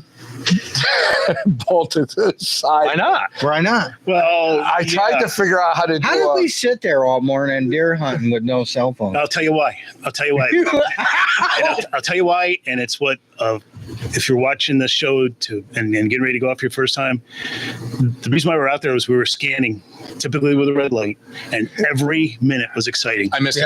I miss it. Every second was exciting because you had to constantly be. You had to get it. And in all light. you ever saw, the first time you knew a coyote was there, you saw those two red specks, those orbs, gleaming orbs. Exactly why I was saying my first time coyote hunting, I didn't get to pull the trigger, but it was the best time ever. Oh, yeah. We were down to the farm. You called those two dogs in, and remember I had the red light on the 243, and I said, I'm going to take a shot. He said, don't take the shot.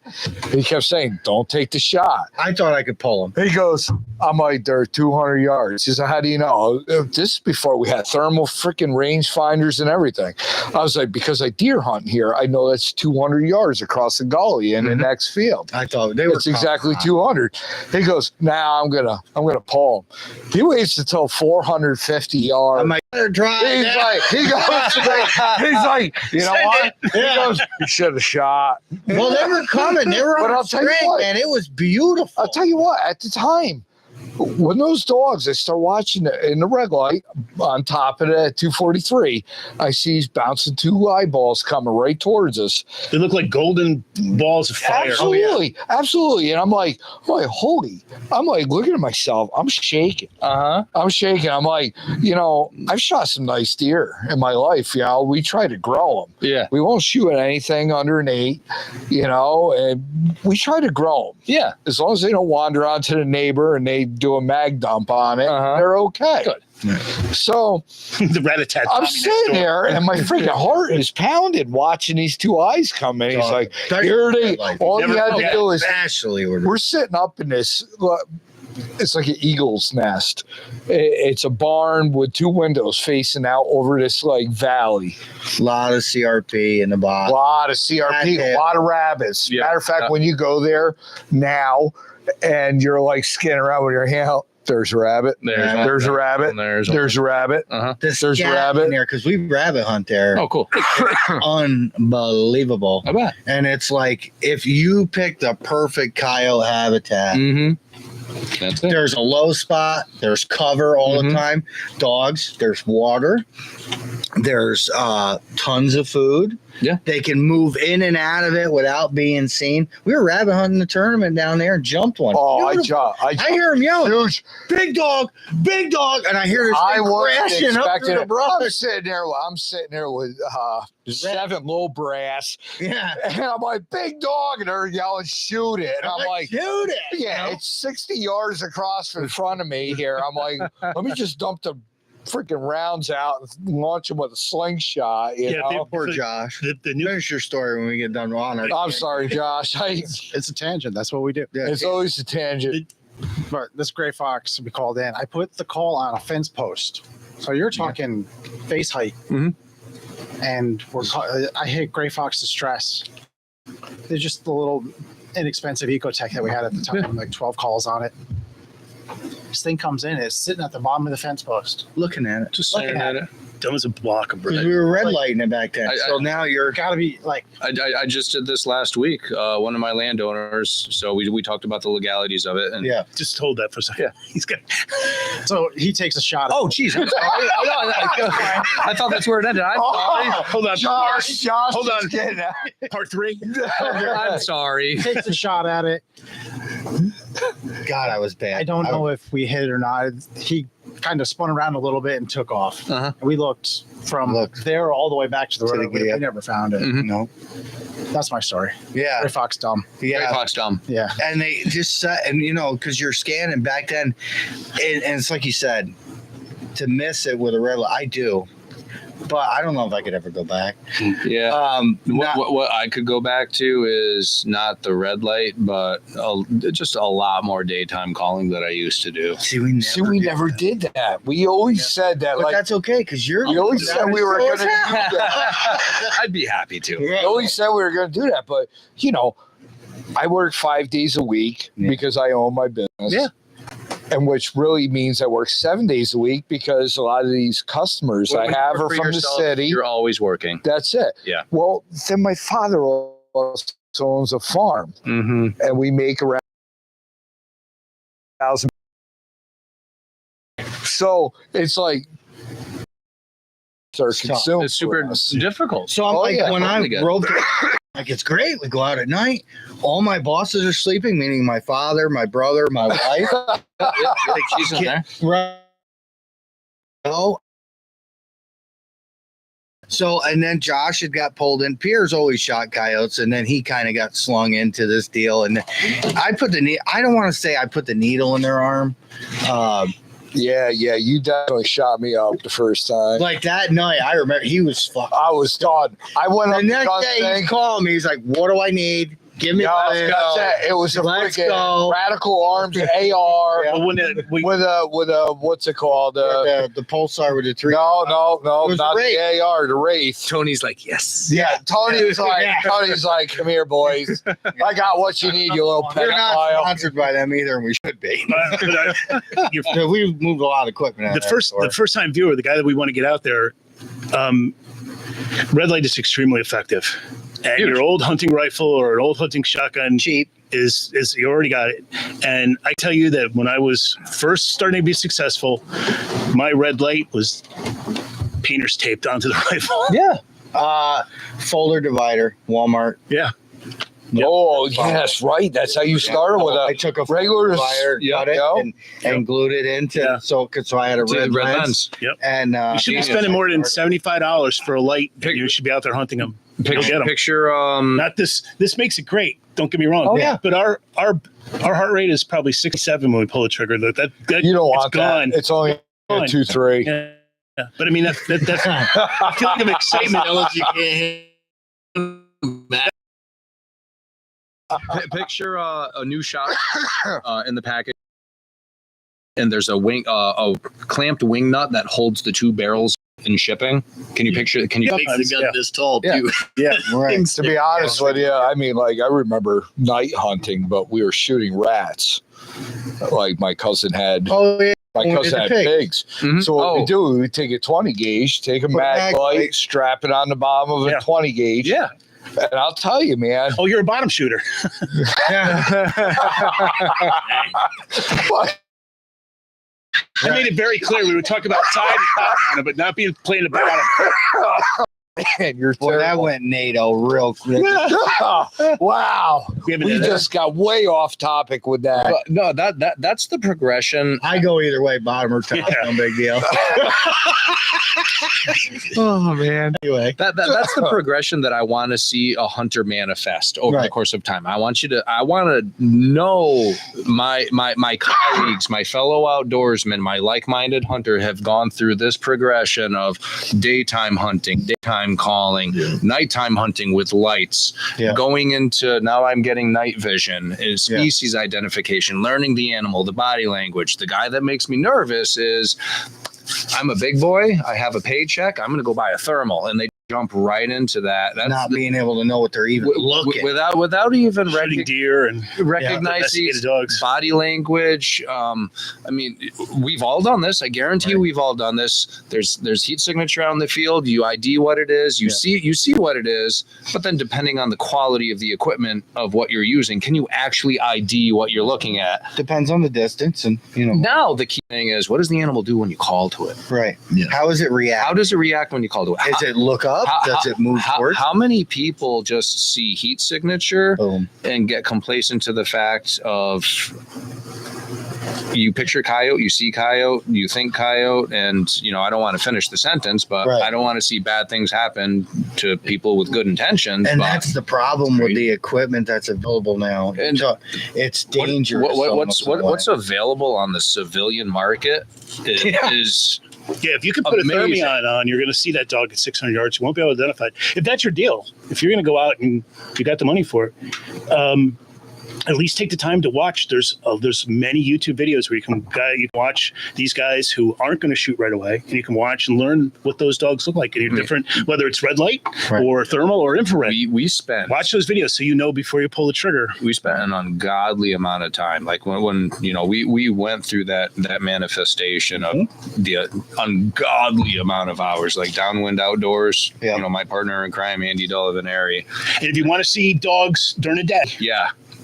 That's Downwind Outdoors on YouTube. I'm biased because they're my friends, but Eastern coyote daytime calling, by far the best dynamic of daytime calling, body language, coyote behavior, Downwind Outdoors. Watch that on YouTube. When I started Or this, TV too. I don't think so. I don't think just you. I on thought I remember YouTube seeing it platform, on my I believe. outdoor TV. When I started this, that's the first thing you go, what do? You go to the phone. You start watching videos. You Yeah. start watching YouTube. Yeah. I became obsessed with Downwind Outdoors because I knew that they were from here. Yeah. Me too. Same thing. You know what I mean? Yep. So The- I would watch Randy Anderson, Mhm. and then I would watch them, and they would do daytime stuff. Amazing. Yeah. That's when I Woods and in the woods. yeah, Yeah. and tight. Yep. You know, super woods tight. and like there's some that they've done in timber sets. I mean, I had the guys come out with me and we hunted daytime stands in Kansas before Kansas legalized the use of artificial light, night vision, thermal, and it was like the year or two before that equipment was legalized in the state of Kansas. And I had the guy come out with me, and we did well. Right. We did well. Daytime calling. You know what's funny was about that? It's hell of a like time. I watched them videos. What is the last one got posted like 8 years ago? Yeah, at They least. better- Yep. they better have a long time. It's I had been a no, lot, man. and for me to be sitting here with you now because you make their calls, yeah.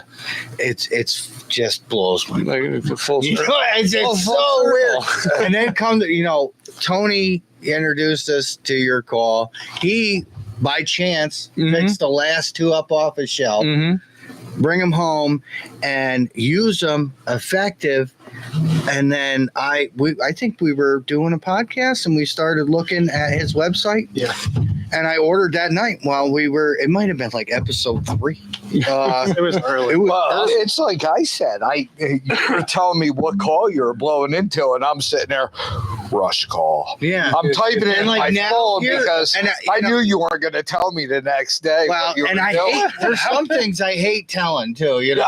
Yeah. It's kind of like, But here now, you talk about Downwind Outdoors and us getting into it, being green as can be, hunting with lights, no thermals, 2 days. and having you in my garage right now it's amazing on how far we've come Yeah. doing this. I mean these rifles. That's a huge compliment. There's Thank you. and you're welcome. And to start with red lights, or somebody getting into it. I mean, you've talked about this before. If you're going to spend money, buy a thermal scanner, put a red light on your gun. Yes. If you have the money. If we had that or Yeah. the knowledge of that back, Yeah. we'd probably still be home with red lights. I'm going to set a guy back 1,500 If you got for the budget 348 for Yeah, right. $1 to $2 grand to get yourself a good entry level hand scanner. Yeah, 200 yards and under. Yeah. Well, hold on. I think the new guy, the first timer, just the light. Before you spend any money, find out if you really like this. Right. Yeah. Yeah. Go out in the dark and stand in the field. try to out if your wife or whatever it is going to divorce you. Right. So over going out in the night hunting. Tax deduction. Yeah, no, like I'm ready to be bullet off the tax deduction. this. I do too. This is 100%. Like, what does it take to put a hunter in the field?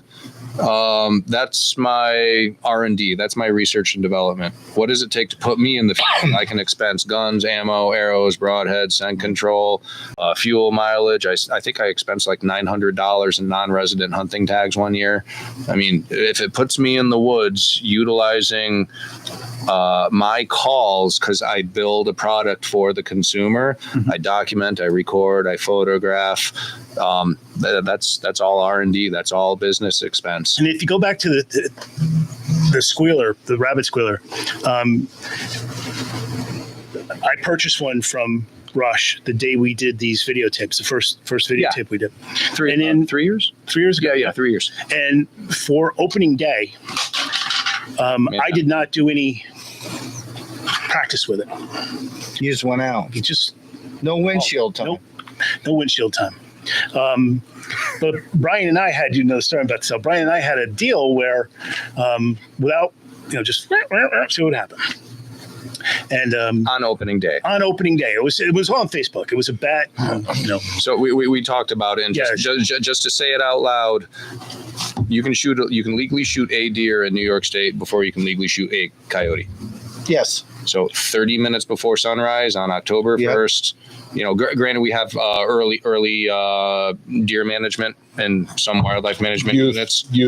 Well, no. Like you can archery hunt in 4J right now. Yeah. Oh, really? Yeah. So antlerless population control, good program. Like keep doing that. That's a good thing for population control.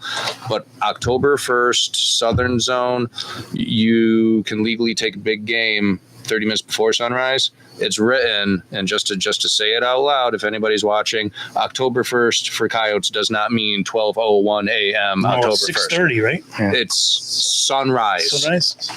I know. That's why we keep Josh around. He keeps us straight. After sunrise. You're like, oh, it's midnight. Let's go, boys. After sunrise, October 1st. After sunrise, October 1st. So that's when Dennis uses the call. Yeah, So, sorry. go ahead. So I'll continue Brian's interrupted advertisement. Yes. Oh, shit. We had an agreement that I would use his caller.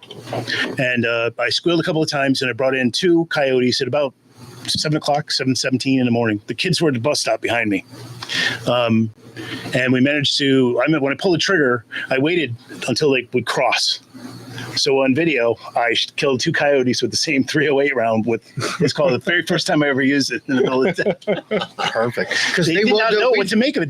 They're like, as soon as I made the noise, they come rushing out of timber. Yeah. And then I That stopped. happened to me the first time I blew in it too, and I was like, "Holy, it's gonna happen! I need more." He wants to see his windshield time. So Yeah. what he means is you drive around, you learn how to use it. And we've talked about this before. Probably one of the sticking points you're going to have as a new hunter is you're going to like, I don't want to go out and make a sound like that because you're going to be 10 miles in the middle of nowhere and thinks everybody's listening to you. Mess this up. Yeah, right. Yeah. Right. So it's like a stage fright. Stage fright. So if you're concerned about stage fright, just practice a little bit on when you're driving, when you're by yourself. Yeah, gain your own competency level with it, and your audience is the wild animal. But it's made so perfectly.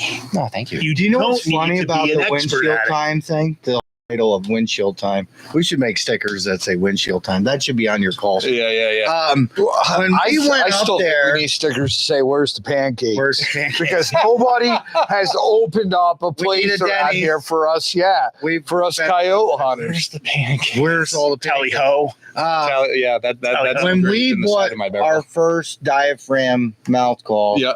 him being he works at night, he's really good with a diaphragm call. Better than I will. I'm not great. No, he's really good.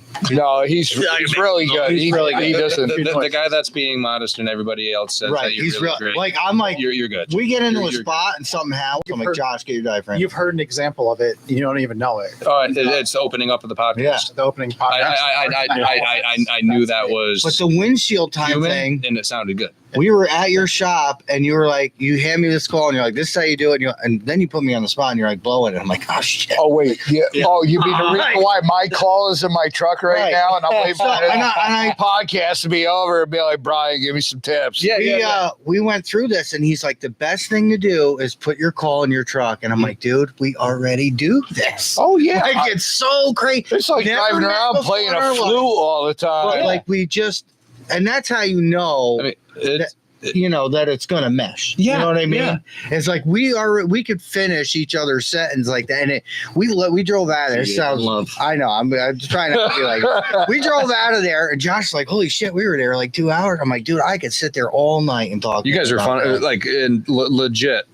Carl sent me the link to start listening to the podcast. Yeah, super fucking nervous. By the way, I was like, yeah. Like, maybe send a text. Right. When Carl told me that he was nervous to send it to me, like that was that's a huge compliment to me. Like I don't want to be like, I'm big tough. Like it just made me feel like held on a pedestal to a different level. Like it made me feel good about what I'm doing. Or maybe because you tried to trademark coyote hunting. Yeah. I think Tony says it best. He says, Rush speaks fluent coyote, and it's the truth. Yeah, I'll tell you. I like somebody who is at a higher level than you are. I mean, we just came from red lights or whatever not that long ago. Right. Like because you've been doing it for so long and make calls to get approval from higher. I think your podcast is great. Everybody's like, oh god. Yeah, I tested all of it. I was like, guys, yes, the screenshots started flying. I'm like, look, I was like, holy shit, he likes us. And you should have seen how they clean up the studio before he came. Yeah, we were sweeping fools, man. Just so everybody's clear, we're in Carl's garage. Yeah. And this is the first time. Yeah. Well, the first time that 5 or 6 people have been able to fit in here. All once. Like shimmy sideways. Actually, were we supposed to be across the street in that studio over there? The kids. I thought I brought my gun with me, so yeah. It has windows. So I had windshield time. Come on. I had tractor work to do. But I had to run some errands first. So when I was out running my errands, I stopped at the local Walmart and picked up a set of earbuds just to listen to us Bluetooth, so I could do my tractor work and just listen to the podcast. I was like, John, I really got a kick out of listening to the conversations and how much they resonated with like life. That's what I really like. I sent a link to a friend of Pierre of mine.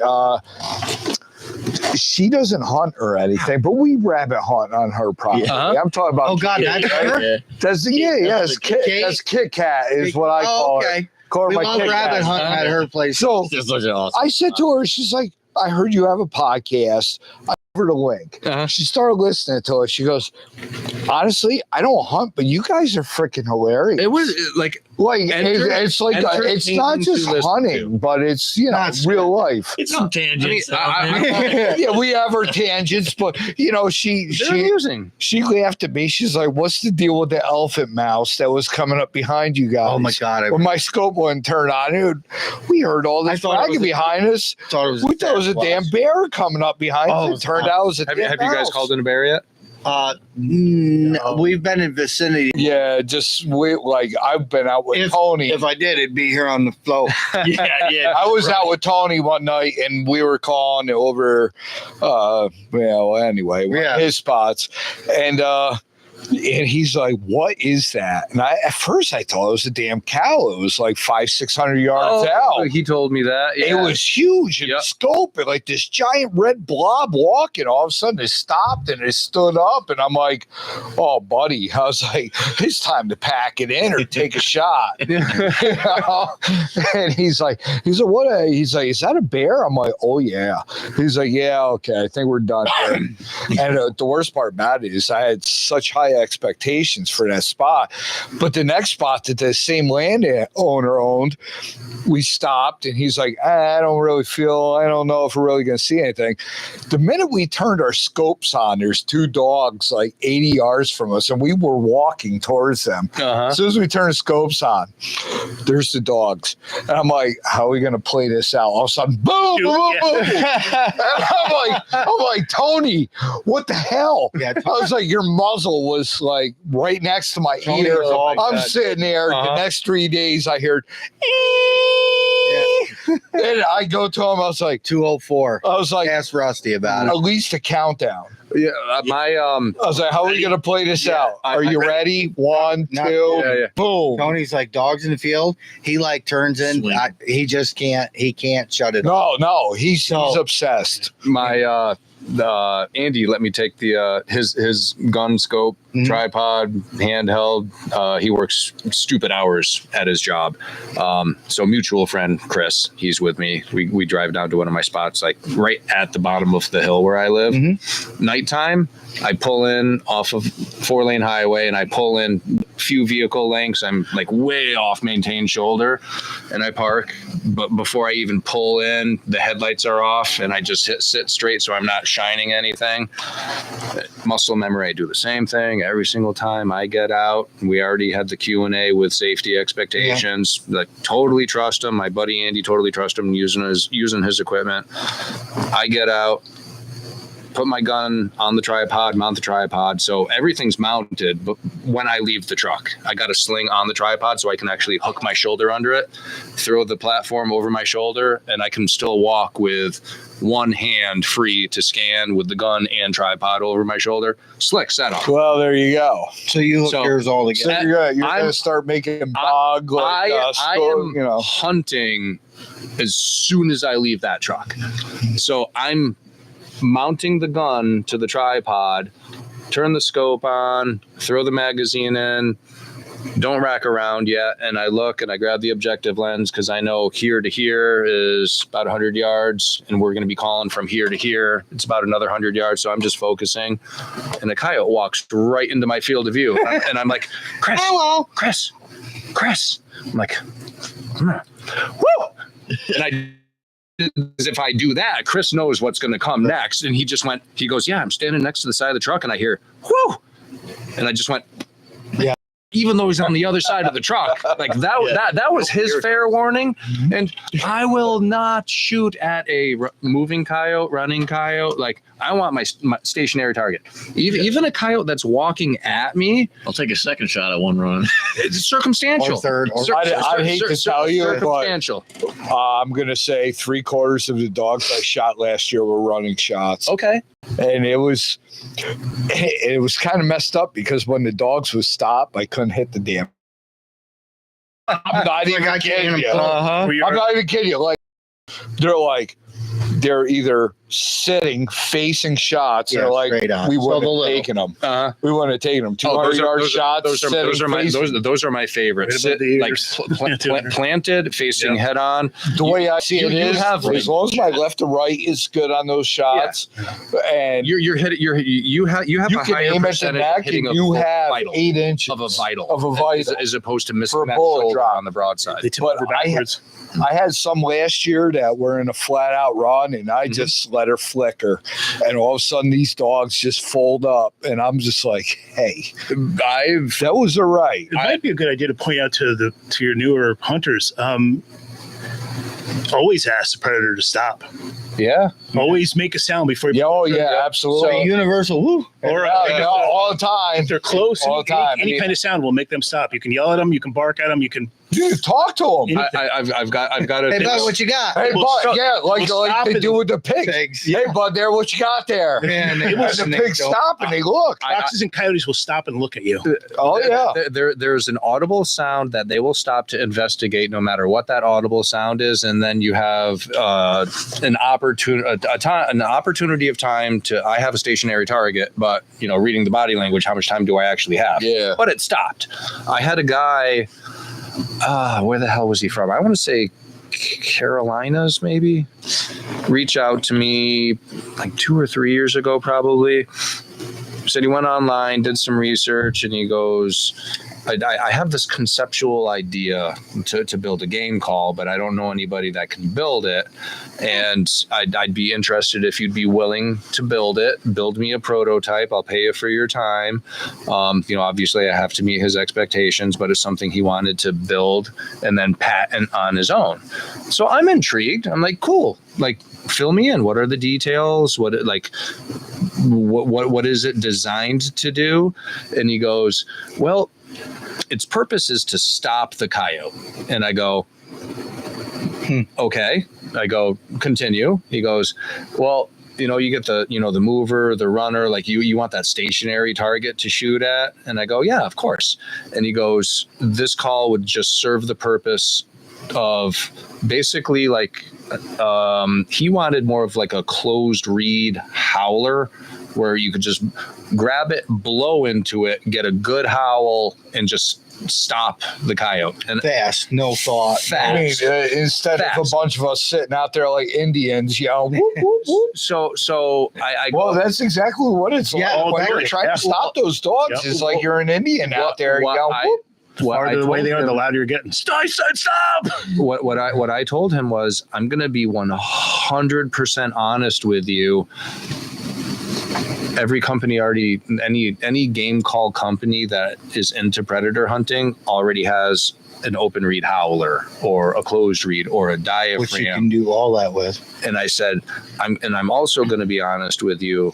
If something were marketed for that purpose, I'm not going to take up room on my lanyard for a call that's designed to do one thing and one thing only, to stop the coyote. What you can do with a howler. Exactly. I go, I wouldn't take up the room on my lanyard for a one purpose call. But I go, you'd really be marketing that to like the novice predator hunter that just doesn't know any better. I'm like, right. I like where your head is at. Right. But thank you for reaching out. I'm not interested. I'm going to have to decline. And that's from a guy who looks like the coyote shaman with all of his calls on him when he goes out. Yeah. Didn't you invade the Capitol? And they let you out. I got a big lanyard. But now, here we go again. January 6th. Well, I have a pretty big lanyard with a bunch of stuff on it, and I don't even carry it no more. I do still carry my Primos, my two little howlers, but I carry those, your howler and your rabbit, and that's it. Dude, I will praise Primos. That little mouse squeaker. Oh God, $10 bulb. The plastic bulb. The bulb. That bulb. I love like when you say, so you got something. You're behind a rifle. Right? I build game calls for a living. You can put that thing, just leave it in your pocket and just go. Yep. Yeah. You can actually, if you play with that, I started teaching my granddaughter how to do this a couple of years ago, and she's only 5 or 6 now. We call it sad mouse. Yeah. With the Primus, you can and you put some emotion into it. Think about that little thing that's terrified for a little bit, and it brings in coyotes and it brings in foxes like crazy. Real hard.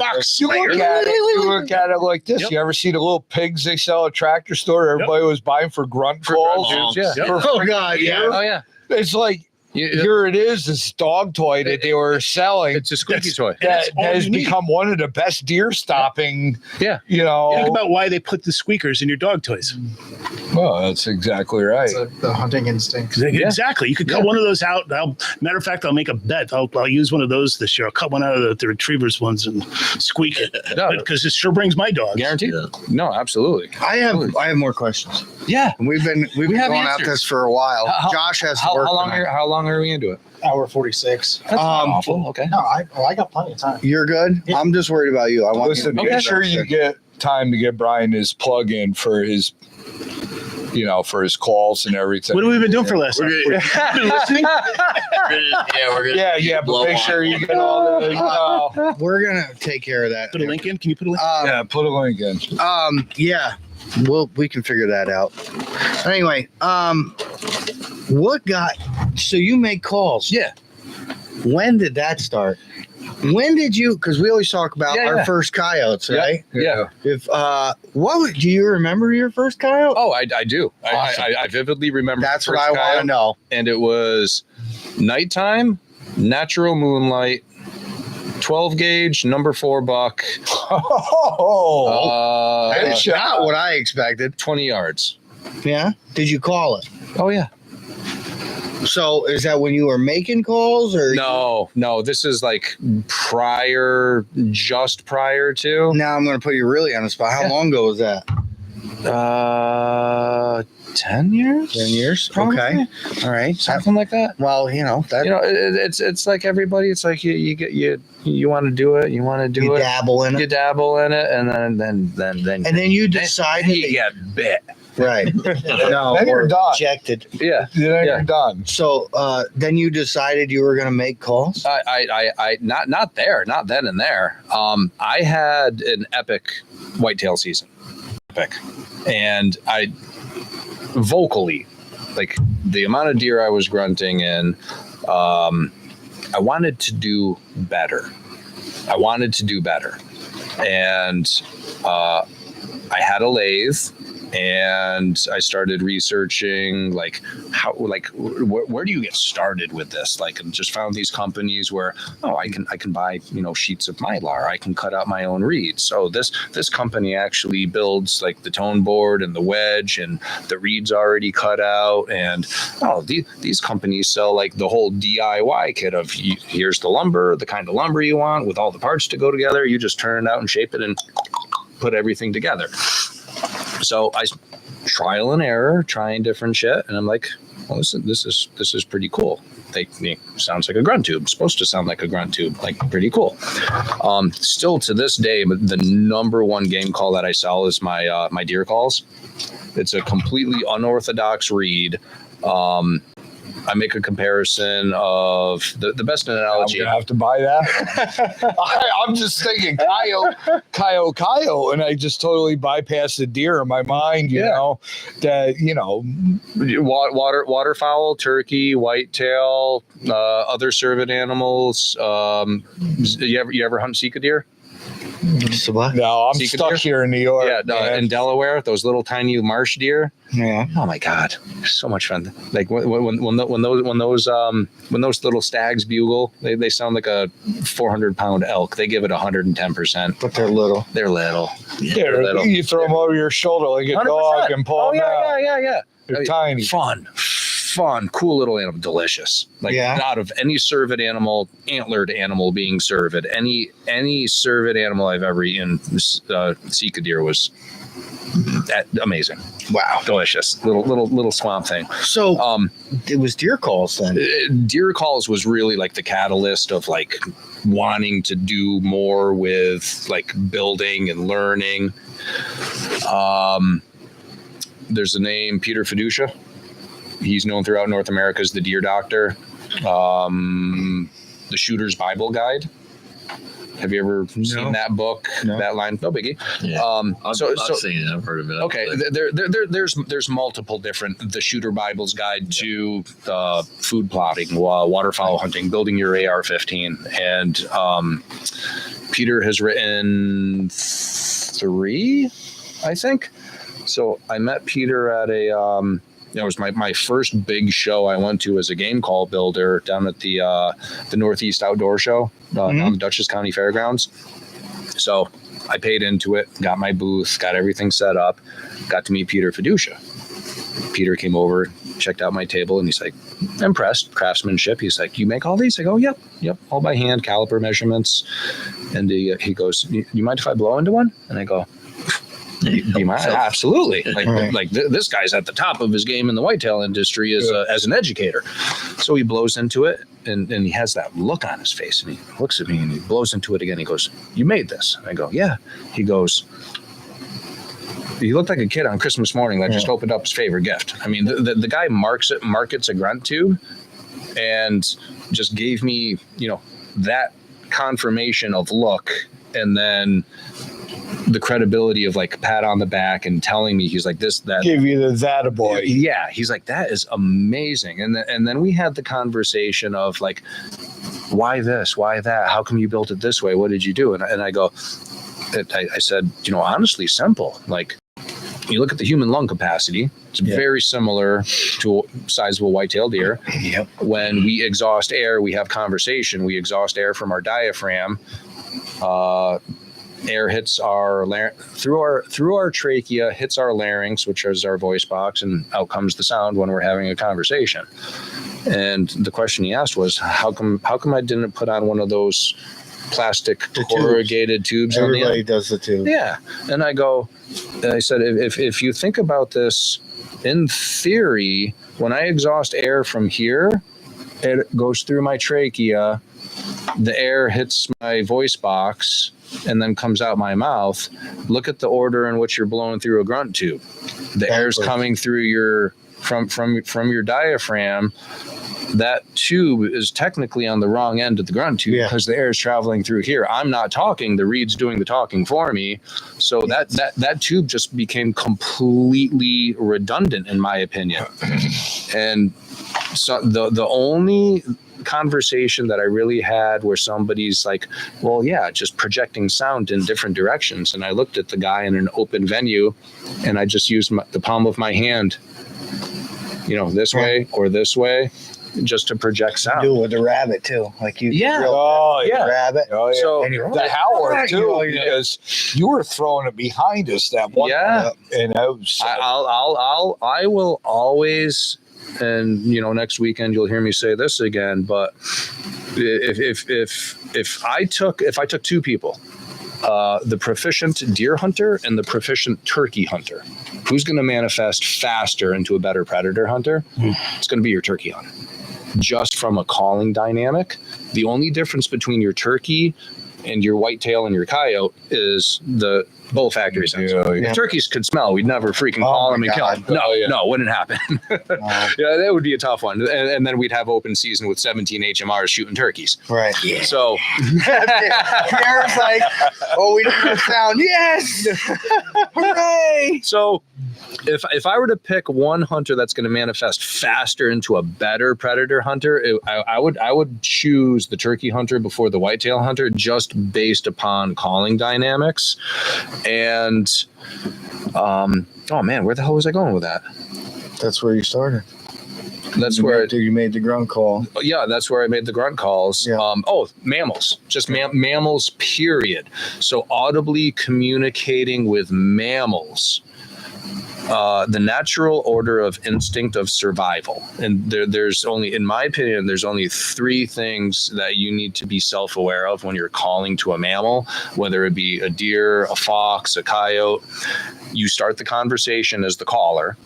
So you audibly start the conversation, and it doesn't matter. Is it a prey distress? Is it a howl? Is it a grunt? Like you're vocalizing, communicating to a mammal.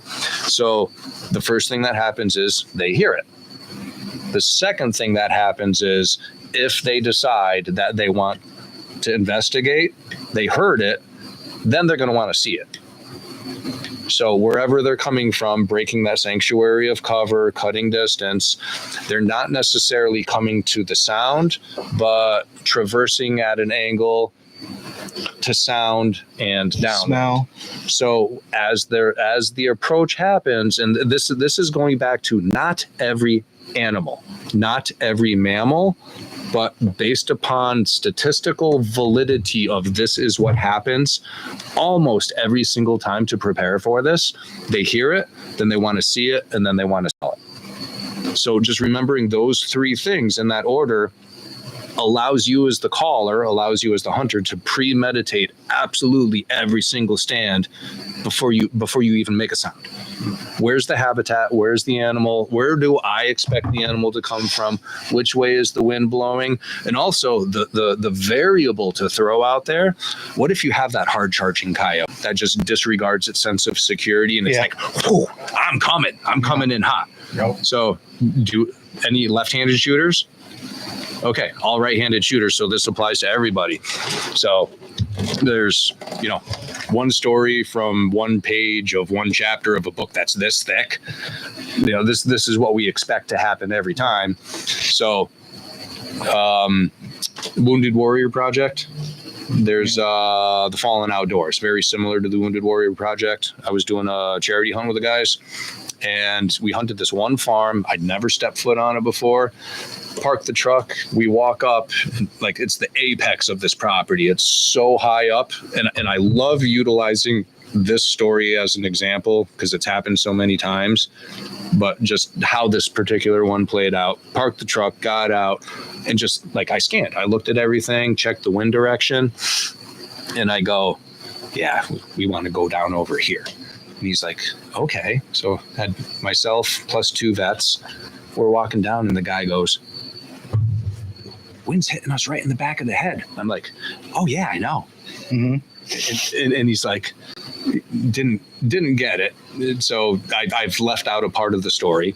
So we get set up, and I go, all right. I go, what's in front of us? He goes, nothing. I go, yeah, exactly. There's like 3,000 yards of open cut hay fields. There's nothing until like you get way the hell up over the next roll of the hill. That's forever away. Then there's some bedded deer. There's some, feeding deer, some deer on their feet milling around. There's a house way the hell over there. We got open downwind. We got grazing deer. And I said, I love seeing deer in a field when I'm coyote calling, because that's another set of eyes that I'm going to utilize. If they're moving for a reason. Oh, absolutely. Ripping howls in a field. Yeah, proximity is a big thing, but you get coyotes that are like, 300 yards away. They'll look at you. They're not going to run. Yeah. They might, but typically not so much. No. And I go, but that down there, I go, that's the rabbit-tat. I go, see that just brushy, crappy, gnarly, swampy, just BS?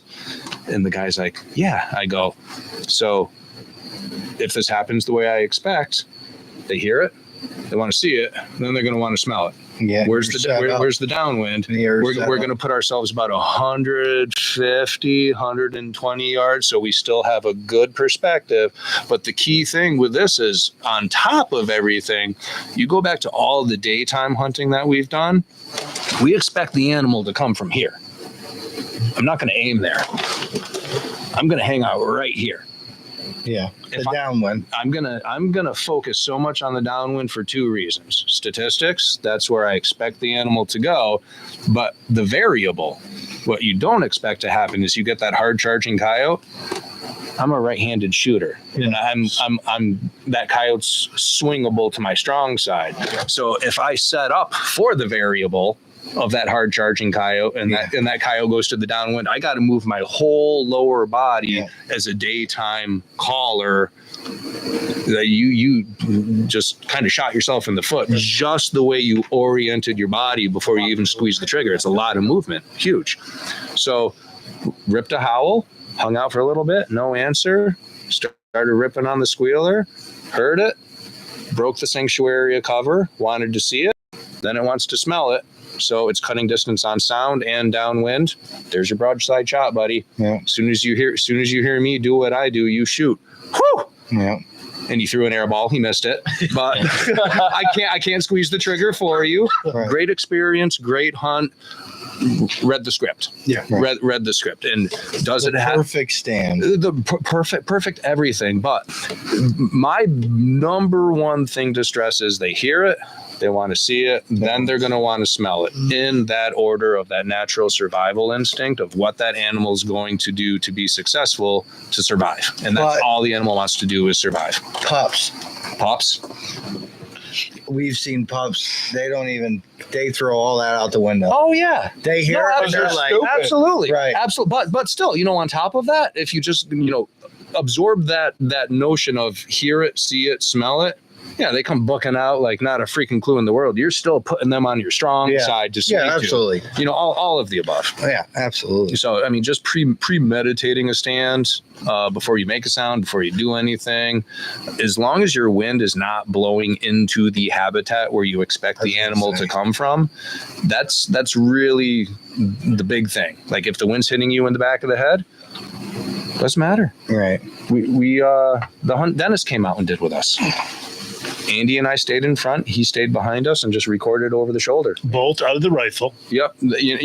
Okay. Safety. The hunter education instructor here, it's a broomstick with a gun on it. Mm-hmm. or excuse me, it's a broomstick with a scope on it. Right. We thoroughly inspected. There's no ammunition. The bolt's pulled out of the gun. I visually inspected. Andy visually inspected.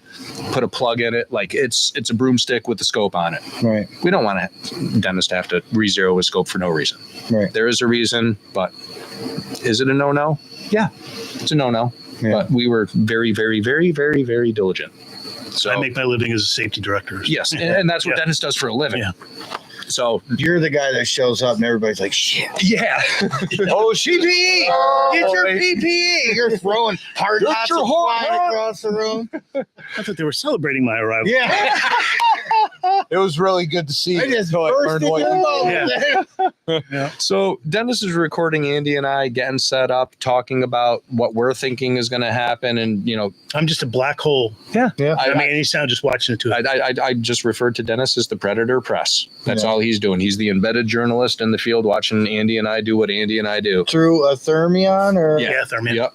So we get set up, and this one particular property, we're facing due west with a western wind. We're basically just facing straight into the wind. There's a big swamp to our right. There's another one to our left. We're basically at the apex of the property, but the rolls of the hill, you can't get too close to the edge to see over the rolls because now you're just hugging habitat and you're going to lose perspective. So usually we'll get them from the west or the southwest, and they'll traverse up to what we've learned of all the tractor paths, four-wheeler paths, and everything that are through the woods. So we do our normal. Andy howls. He sounds like the male. I follow up. I sound like the female. He howls. I'm kai-eyeing, and then we shut up. And then you could hear that audible response back. Pissed. It was incredible. Pissed. Like, We were in their core. yeah, Everybody was there. like, Everybody was angry. Like we showed up and pissed in their Cheerios, and they were not happy with it. So long, raspy howls with a little bit of bark to them. So Like angry bark. I'm having a conversation with you, and you listen to the tone of my voice, and you hear a rollover Yeah. at the end of me talking, friendly conversation with you guys. If we're having an argument, dropping F-bombs, Yeah. it's short, hard Yep. syllables. Quick. Exactly. Listen to that, and there's not even an explanation to be given. Right. Interpret English and coyote. Listen to how we communicate with each other in a friendly level versus I'm pissed at you and I'm going to kick your teeth in. Right. How do those conversations go? Short. So, or you're going to talk Germans, Yeah. Yes. So like now, very aggressively, yes. pissed off all the so time. we are Nazi screaming at Adolf in the woods right now. That's right. So how do we approach this now? As soon as they answer, I'm running.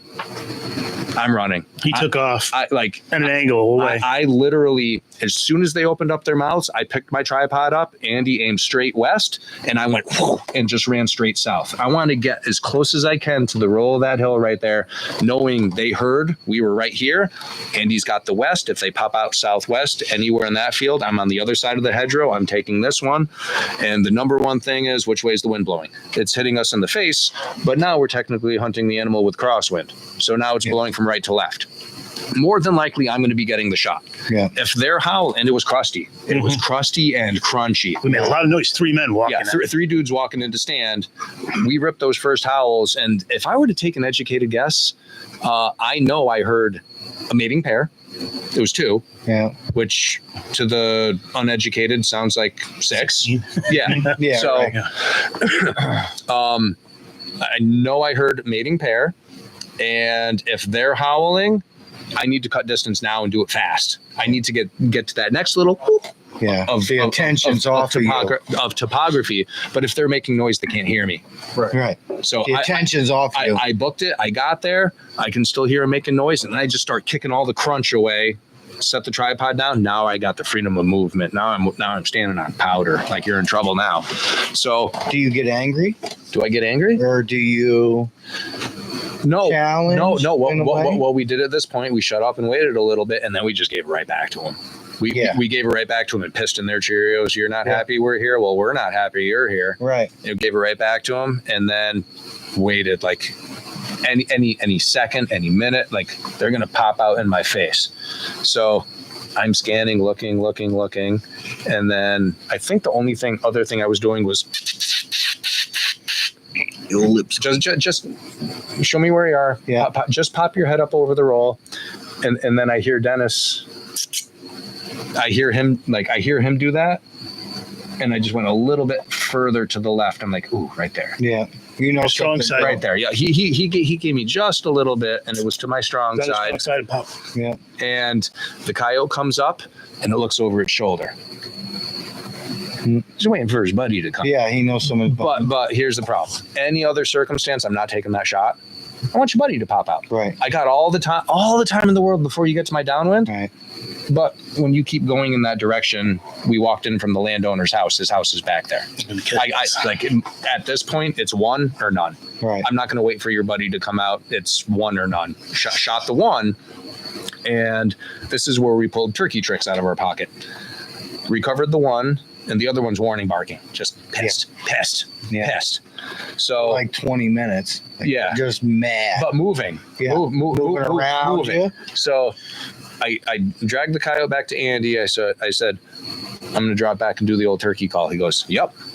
So I dropped back, told Dennis, I'm leaving, but I'm still calling. Just record Andy. And I just walked back to the truck and I started going. I got that dog pulled out 3 or 4 times. Me just walking and calling, sounding like that coyote just leaving. Sure, we were gonna get a Leaving. second one. It was moving in. one of those few times where the analogy I make in turkey calling, you have your Tom's henned up. He's not coming. Why would he come to a call when he's got the ladies? He's right there. He's got his focus of attention. So as a caller, you recognize I'm not talking to him. I'm talking to her. Yeah. So now I'm talking to her. So picture your wife sitting down. You and your wife are having a nice supper, and there's this drunk evil bitch at the bar, and she's just running her mouth. She's not shutting up. Your wife's like, hey, be quiet. They've had enough. Now they're going at it. Your wife says this, gets up, goes after her. What do? You're going to follow your wife. Yeah. That's the best analogy to get. I would. Okay. For a minute. I'm sitting there trying to figure out. I want 2 shots. No, they're for me. Is this a trick question? Yeah. Man, So- yeah, you almost had it. And that's the end of the show. He was reeling me in. I know. He was reeling me in. Failed. And I then- failed. And then They we say you went. don't follow your wife. Yep. No, I'm gonna So, go unlock the truck. Just saying. So got that bail bonds thing on the glove compartment there. Yeah. This shit's going in one way or the other. I mean, either there's going to be state police involved, or But if you were there, like I was behind him, and like you said, he says, well, I'm going back to the truck. Andy remains in his position, and I don't know if the other coyotes, they don't know that one of their family members is dead, but they do know that something's leaving now. Yeah, After okay. that gunshot, you could hear it. He's making enough noise. He's deliberately. Oh, yeah. It's hundreds of yards back. I'm to truck. walking, Crunchy, walking crunchy, and crunchy. calling and We just walking go and calling. Sharp howls, Kai eyes, that kind of thing. Yeah. I'd rip a howl short, and then I think I threw some Kai eyes in there because this isn't Walk. working. This isn't working. Throw a little bit more and keep going Probably- until I got Probably too for close. the next 10 to 15 minutes. It was a while. You could hear them move around, sometimes coming in closer. And I thought Andy was going to get another one. And from where Dennis's perspective was over the shoulder of Andy had eyes on it, and I think And a separate field as well. 1, 2, 3, if not 4 times. Like it wanted to come in so bad, but it knew danger, recognized danger, and the only way to get to where anything was happening, it had to do this wicked upwind loop to get around. Right. So it completely lost its sense of security with, I can't smell what's But it going traveled on. every inch of that arc. But it went the whole radius of that whole We've property. had that before, haven't we? The story that comes to mind is similar.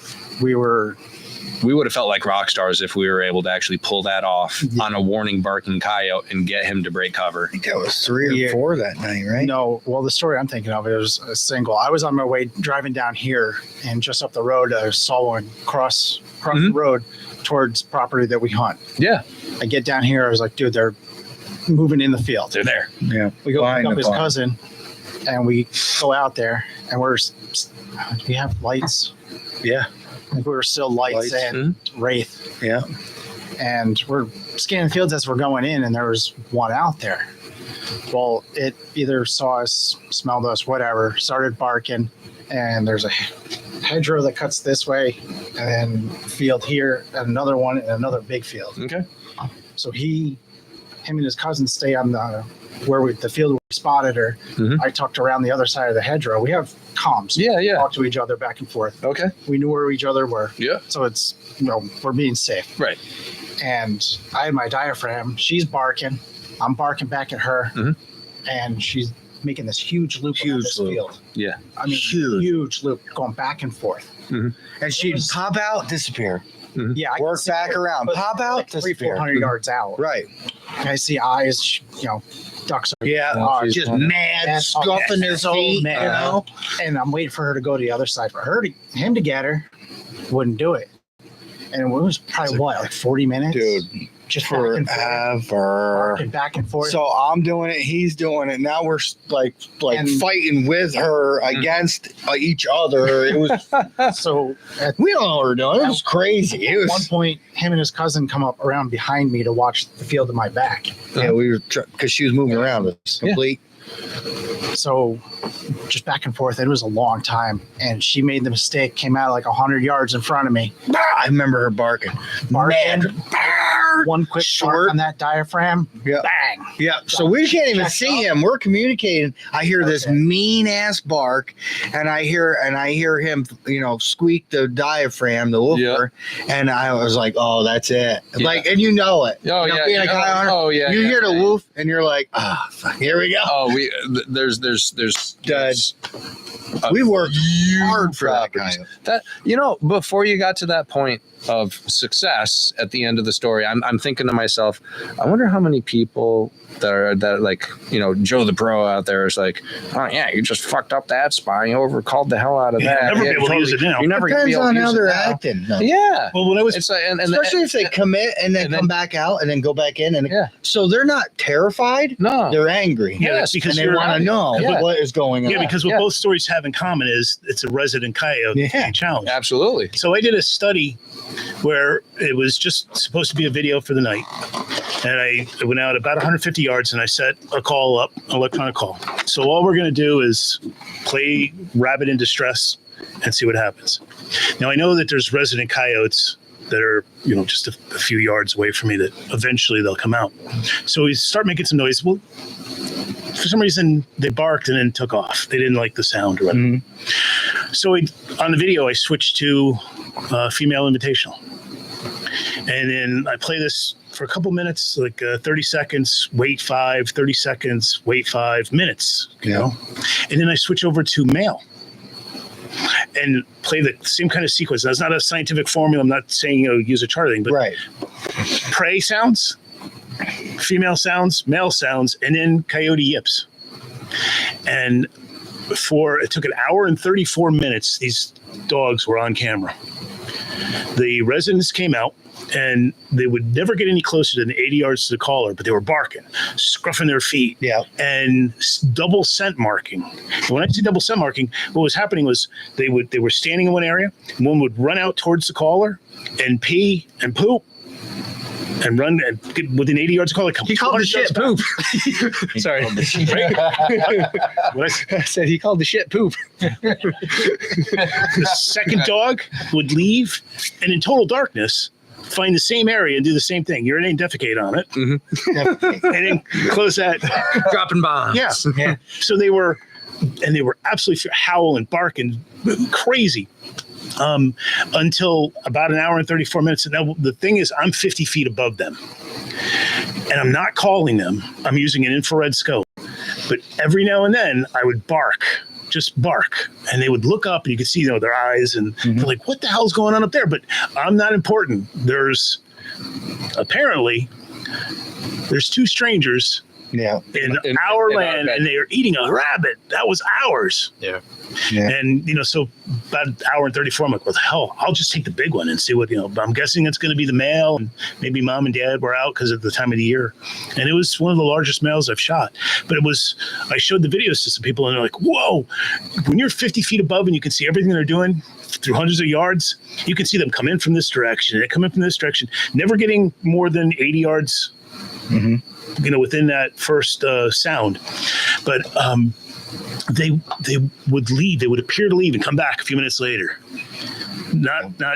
Just will not leave their territory. Haven't figured out what it is. Standing strong. And that's a big thing. Like we started in the beginning, like, my trigger discipline to not shoot at that moving or running coyote. Yep. And how many times where, how many doubles and triples and 4-packs, 5s, and that one stand we shot 9 on, like, and not shooting at running coyotes, just that trigger discipline to just be patient and just de-escalate yourself and just watch the body language and just try to do it once or twice. I tried. Well, I tried, Right. but what happens is sometimes we hunt with a guy that goes 12 o'clock, boom. All I'm gonna say is 12 o'clock, boom. Poor Rusty. You know who you are, brother. Love you to death. So 12 o'clock, boom.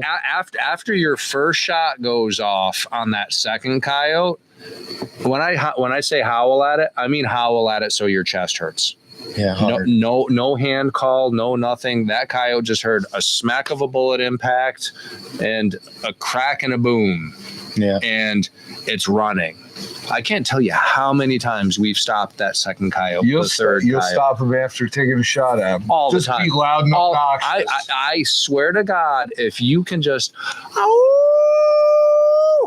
as loud and as hard as you can, if it's running, and you do that, and you see the head turn, and then if you get acknowledgement, that's huge. And that run turns into a lope. Yep. Don't shoot. It's gonna stop. Right. That lope He's slowing down. is turning into, I'm gonna hit the brakes. And then he stops. Don't shoot at the lope.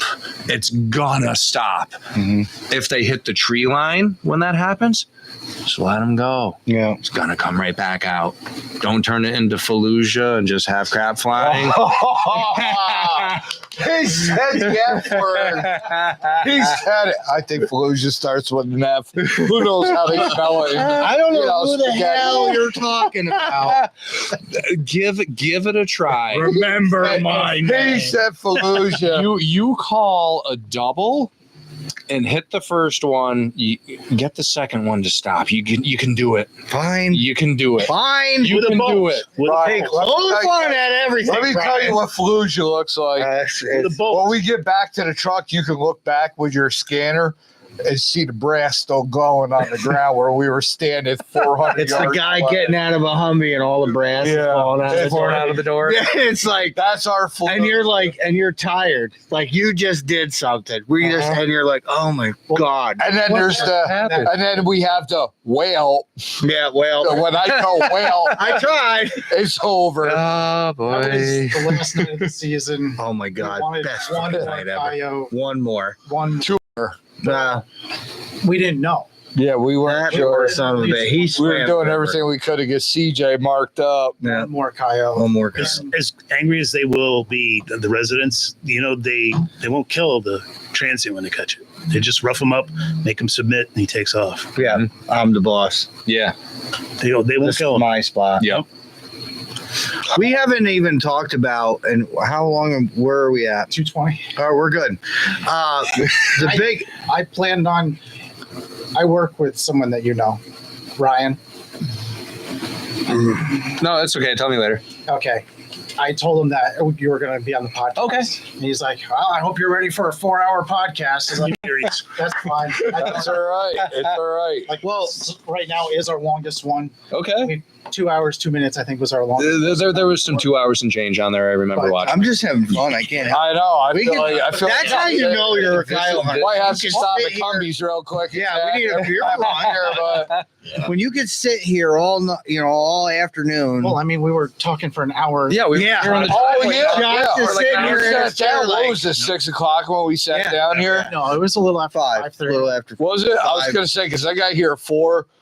Brian introduced himself, Dennis introduced himself, and then next thing you know, it's like Josh is like, "Come on, guys, come on. We're wasting all the good stuff right now. Right. Come on, guys." Well, we've done that before where we're sitting at the table talking. I'm like, guys, wait a Shut minute. up. This is We're gonna start the podcast recorder. stuff. We should just hit the button and keep going. This reminds me to tell the wife to send the kids down to lock the coop. The big thing is September 28th. Yeah. We talked about it last night in our live. Oh, we right. did. You Vaguely. we have vaguely because we don't want to tell anybody. We will be at the what is it? It's the New York State Hunting I asked the guy who Come on, put the plug in, Brian. September 28th is National Hunt Fish Day. So Right. no fishing license. Take your kids fishing. Take your wife fishing. Take your brother fishing. You got somebody in your life, take them fishing. Free. Right. No license required. So I just want to pull this It's the up. Wildlife Sports and Education Museum. Yeah. Yes. I just wanted to find it. Gotcha. Just so I can read off the address. So it's the National Hunting Fishing Day at the Wildlife Sports and Educational Museum. That's located on Route 30, just north of Amsterdam, just south of Broad Alban. It's really close to the intersection of Route 29, just south of 29 on Route 30. I've been in the facility before, and absolutely amazing whitetail archery display that you're ever going to see, and it's right in our backyard. Pierre's excited. You're going to love it. Yeah. Archery whitetails. So I've had the luxury over the past few years working with Live the Wildlife TV on Sportsman's Channel, on the Pursuit Channel, working with the show and working with Gus Congemi, the host of the show. He gives me free range to do whatever I want. If it makes the show, that's up to them. That's up to Gus. That's up to the editors. Gus gave me the responsibility this year. He wants me to do my own Predator show, not my own show, my own episode for the show. Okay. So I'm going to be documenting like everything through the whole That's entire course of the awesome, brother. season. Right. I'm excited for it. Like Right. Gus has always patted us on the back, like footage, producing when they need something. I mean, I look at opportunities like this. It's marketing. Yeah. It's marketing for me. There's no financial exchange. I give them free content. I get free exposure on a national level, and I get to be on TV. And I mean, I've had phone calls from reps from the NRA from California because they wrote down my information because of the back window on my pickup truck. Right. Cool stuff. Right. So Gus is going to be there. You guys, Yeah. Because of you. yeah, We had talked about doing this, and I was like, being like the kid, I was giddy and stupid. And I'm like, you should come down and do one. And then I was super nervous about sending it to you because I was like, man, if he listens to this. it's fun. And I'm like, I am. he's going to be, because I've approached other people that are in our field. Well, I want to say our field, known people. Yeah. No response. Yeah, that's pretty common, unfortunately. It's Talked about this. Sent the links out. yeah. Yeah. So here we are. Listen to us. You're well known in New York State. We're talking New York State. Mm-hmm. We want to get you in. Yeah. And ghost. Nothing. You were down with it. You're like, we'll figure it out. Dennis had messaged me a couple times, and we were working on it. And then the next day, you're like, hey, by the way, we're doing this thing. Yeah. Bring your stuff. You guys come up, and I couldn't. Man, good thing you weren't in my kitchen when I sent that text out.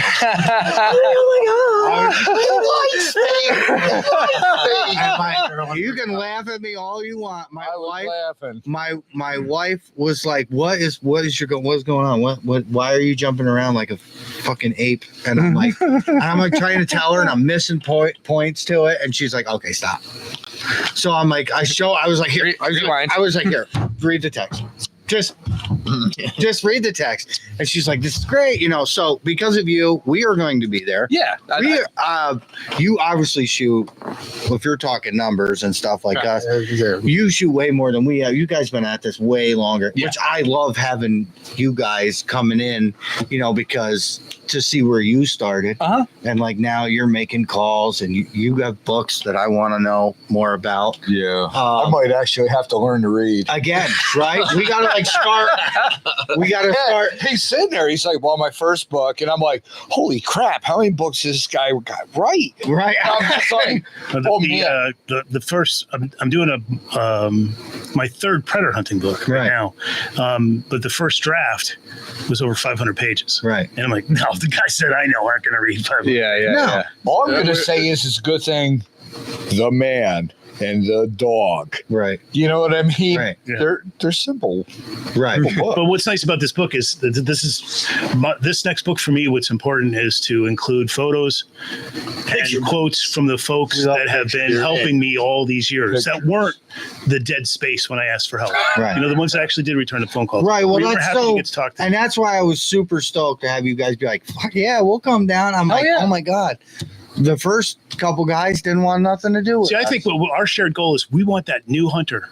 Yeah. We want to put as many people in the field Right. to the 1st of October, as many as you can. Right. And the way we're going to be able to do that is give them solid tips. Yep. And make sure they're not spending any money. Right. As little money as possible. Make sure because the no matter more voices. because when we go to, if I have a dream about coyote hunting and it's a nice dream, it's a red light dream. Yeah. Yeah.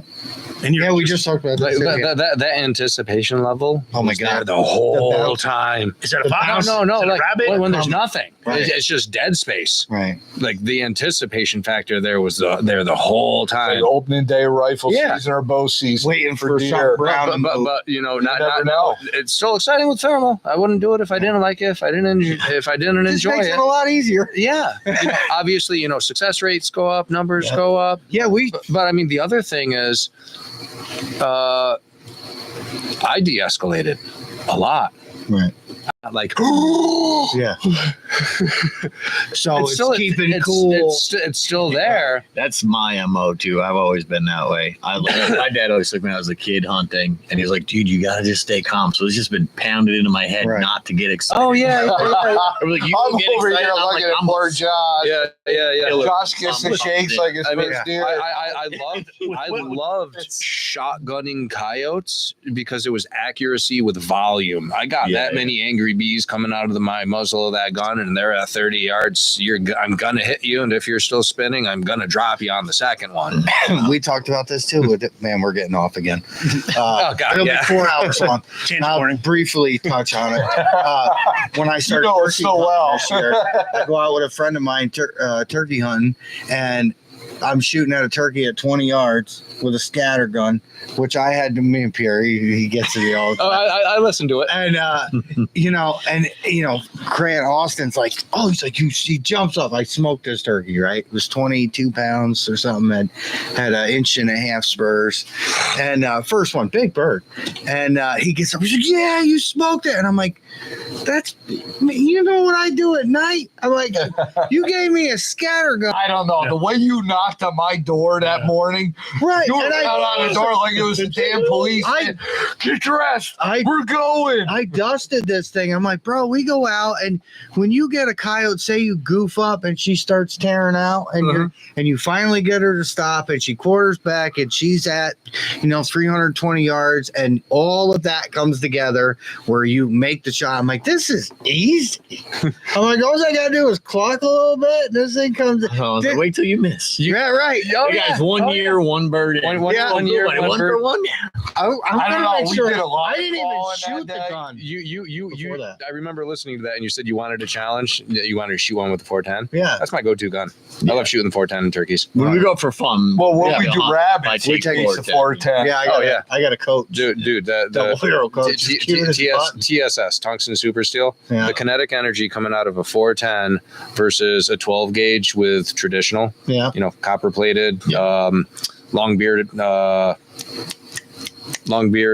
extreme six. No, express. God, why is that escaping me? Nitros.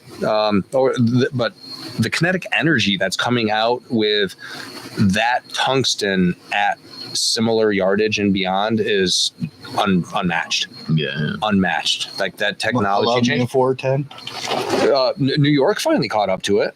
So in New York State, I believe just a couple years ago, New York State legalized the use of number 9 shot for turkey Yeah. because the technology changed. Yeah, that's pepper. Yeah. Yeah. The seasoning turkey. But Read that right? because of tungsten. Right. Is it number 9 lead? Shoot that at? No, that's like the dumbest thing in the world. Oh, number 9? Oh, yeah. Right.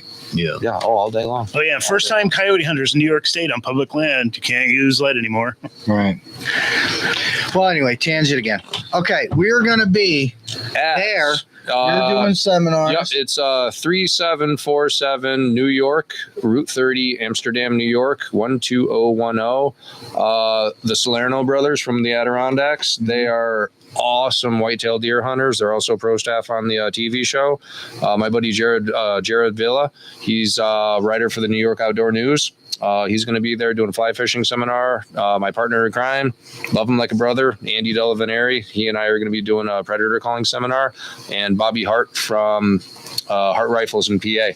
So I've met Bobby, been in his shop, and super, super, super impressive man with what he's done with the firearms throughout his career. So we got 2 seminars ahead that are going to totally benefit us. Yeah. Yeah. Yours and the long Yep. range shooting is something I definitely, because I mean, I don't love shooting them far, but it happens. Oh, yeah. So if we can be better prepared for that, awesome. Yeah, absolutely. You know? But thanks guys for coming. Thank It's you. been awesome. Likewise. Thank you. It's been a great Thanks. day. Josh and Pierre. Yes, sir. I said it in the wrong order. I Yeah, know. right.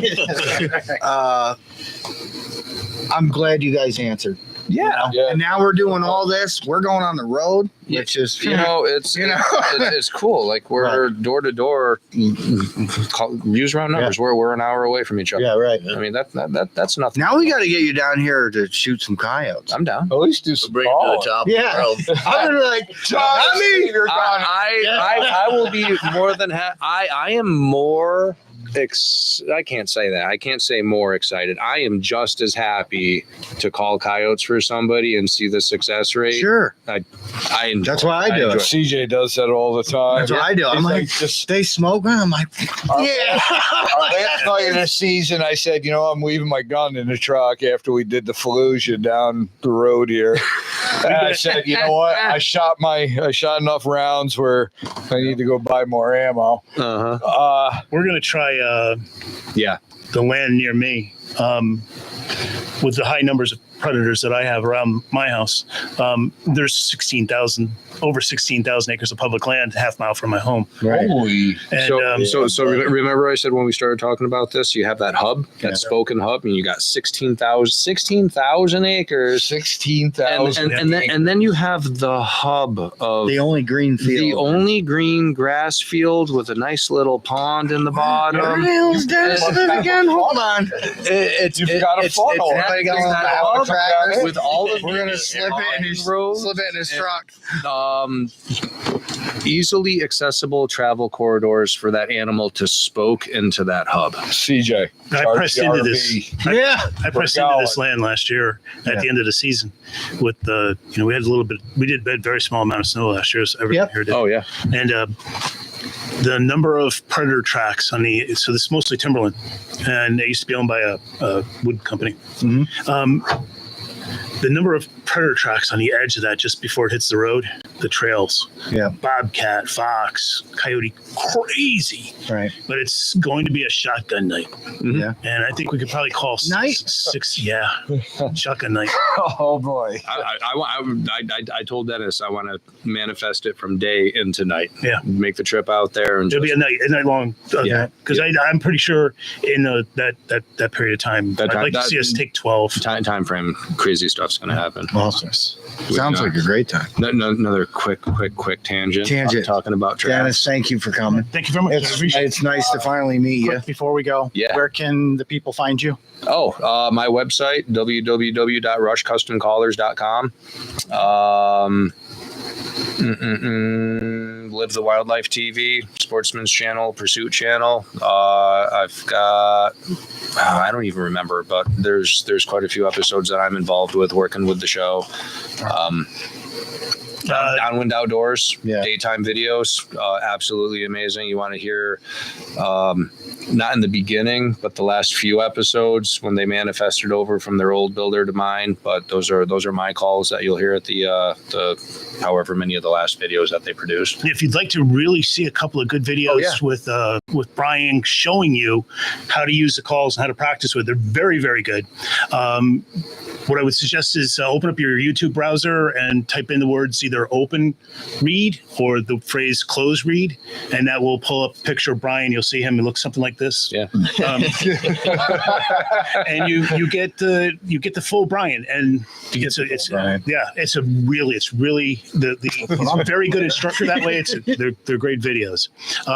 If you're looking for me, I'm at thepredatorhunter.com. One word, thepredatorhunter.com, and you'll find a variety of. I think there's probably 150 articles there on everything you could possibly imagine on whether you want to hunt coyotes in the rain, the wind, the snow, what times of the day to call, what times of the year to call, what calls to use. You can learn a lot about the biology of the coyote that will help you understand the animal you're after. I spend a lot of time on how to recover a wounded coyote. A lot of time on that, which is something you're going to want to know, especially if you've wounded your first coyote and you think he could be 5 feet away or he could be 50 yards away. And I spend a lot of time on how to build the best bait piles you can possibly build. And those articles are there. You just have to. I just see these guys look. Everybody just look at each other. I love wonder the what their old reaction just was gonna smirking be. the head. We tilt. got to go. Dennis, we are on the same Yeah, you page. got us. And if you go on Amazon itself, just type in my name, Dennis Gilmore, and it'll pull up the 3 books I have available. One of them is a medical book on tinnitus. The 4th book is Which we're all going to have Yeah. after all this the shooting. 4th book right now is technically it looks more like an encyclopedia of predator hunting, and the 5th book, I'm writing my own thesaurus. So To be determined. no, they're 4 and 5 should be done. The 4th book should be done by December. Yeah. Yep. Awesome. But like I said, what I wanted to do, I have to pay back the people that have been giving me this information. So in every chapter, there are stories and pictures of people in their coyote hunt or their fox hunt or their bobcat hunts. Oh, that's cool. So they have something that it's my way of thanking them, that here's your story and here's your photo. And I have a chapter on Brian, on his calls and how to use his calls. And you'll find some articles on thepredatorhunter.com that relate directly to Brian. So you can just say Rush Custom Callers in there in the search bar. Look in your search bar for those stories. Good. All right. Fantastic. Yeah, I get Google changed its algorithm. That goofed a lot of things for me. It hurt a lot of us guys that had these niche websites that are based on experience. I mean, I had 3,000 readers a day at this time last year. Just Yeah. tangenting. Yeah. Yep, 3,000 a day last year at this time. You're doing like 150, 200 a day. Nice. But Well, you gained a couple. yeah. As long as you promise to come back. Oh yeah. I told Dennis before we came here when we were chatting on the phone the other day, I go, this is not a one and done. No, I think we should. Yeah, you no. know what's really needed? Have a show that's just the first time predator hunter. Right. Don't waste your money on equipment. Right. I think if I was to throw one last thing as a new predator hunter, go by yourself. Yeah, we all hunt in groups, but go by yourself the first Likewise. time. If you go with a friend who's never coyote hunted or predator hunted before, because you want to go, your pal, all you're doing is doubling the noise, doubling the scent, and doubling your sight. Right. Just go by yourself. Use the Rush Custom Caller, an old rifle. The only thing I would say is that we haven't talked about, make sure the scope is dialed in. Right. You have to be able to hit a nice little target. You've got to be 100 yards. We talk about practice. Yeah. Yeah. That's Don't why we go have out with a red bad right rifle. outside. It's We visible to practice. Yep. Yep. You have to. The off season. Get that muscle memory there. As soon as season's over, we go into woodchucks. That every coyote hunter shoots Either woodchuck. that or we just sleep. Or we sleep a lot and first we couple practice. For that first week is just catch it. Yeah, after you got it bench sighted, make sure you got your tripod. Yep. Shoot it out of the tripod. Gotta That's shoot what out I of was tripod. saying. Yep. Shoot your setup. I will throw the recommendation of the new hunter. the bog pod, you will learn to love to hate the aluminum. Yeah. Just whatever your budget can afford. Tape it. Aluminum, or tape the hell out of it. Yeah. The only problem with taping it, you can't collapse it. Right. Take your safety hunter's class if you've never got a license before. Yep. Take your safety hunter. Get us illegal. Yeah, and Go. not just legal, but let the politicians know there's a lot of tax money that we're going to be willing to send to them to enjoy this sport. And they don't want to lose that money. Yeah. Well, they took our tournaments away, so. Yep. Well, you know what's my greatest fear? I'll talk about my one thing. My greatest fear. There's two ways we'll lose our ability to hunt coyotes in New York State. The first one is they decided we're going to protect the wolf, and they're going to make it the law that we can't hunt at night because we cannot identify them. The second thing is, if the wolf comes in, the coyotes are done. They're gone. Yeah. Coyote hunting there will be no more coyotes left. Oh, when man, wolves come I in. can't wait. Yeah, so- I want to talk about this more. About that. No, I've spent a lot of talk time more writing about articles this. on this. I have a People think that considerable they mate together. No. If you want to piss off a biologist, call it a coy dog or call it a Oh coy my wolf. God. It is an eastern coyote. Coyote. Period. We do not want wild wolves living in suburban areas in upstate New York, and then they're eventually becoming suburban wolves. Yeah, Yeah. can you imagine That's that? exactly what they How do. brazen they are. Oh, Yes. man. Worse than a You have a coyote. cat. You could have a pit bull with a head like a fire hydrant. It means That nothing dog's to a wolf. going. Think And they about don't how have a lot- coyote. Man, we're Nope. off. Think about how coyotes go after kids. Tangent. You know, wolves would be even worse. Okay, No, We gotta- totally. Wrap it up. we could do this all night. Oh yeah, 15 Wrap it up. tangents later, Yeah. we're gonna wrap it up. Yeah, well, we listen to the episodes. Like, Oh yeah, Yeah, right. yeah. we're Yeah, he's still gonna not look down and realize, oh, I forgot to plug this stuff in, but still let us go. Right. No, we're good. Hey, Josh. No. Everything's running good. Closing. Closing. All right. Do your bit. Gentlemen, thank Guys, so thank much. you, for inviting us. thank Yeah, you. great. No, that was our pleasure. Awesome. I enjoyed. You guys here. One Predator Yep. getting worked up. Podcast, Apple, Spotify, Amazon, a bunch of different places. You know where to listen to us. You can find us on YouTube, where we've been for the past 3 hours. Awesome. The One Predator Facebook page. Yeah. We're all there. We have a TikTok. It's kind of rough. TikTok is rough. Instagram probably pick up once the season starts. We can Yeah. start getting pictures and videos. Yep. But It's gonna be a good time. thank you again, gentlemen. We'll catch you in the next one.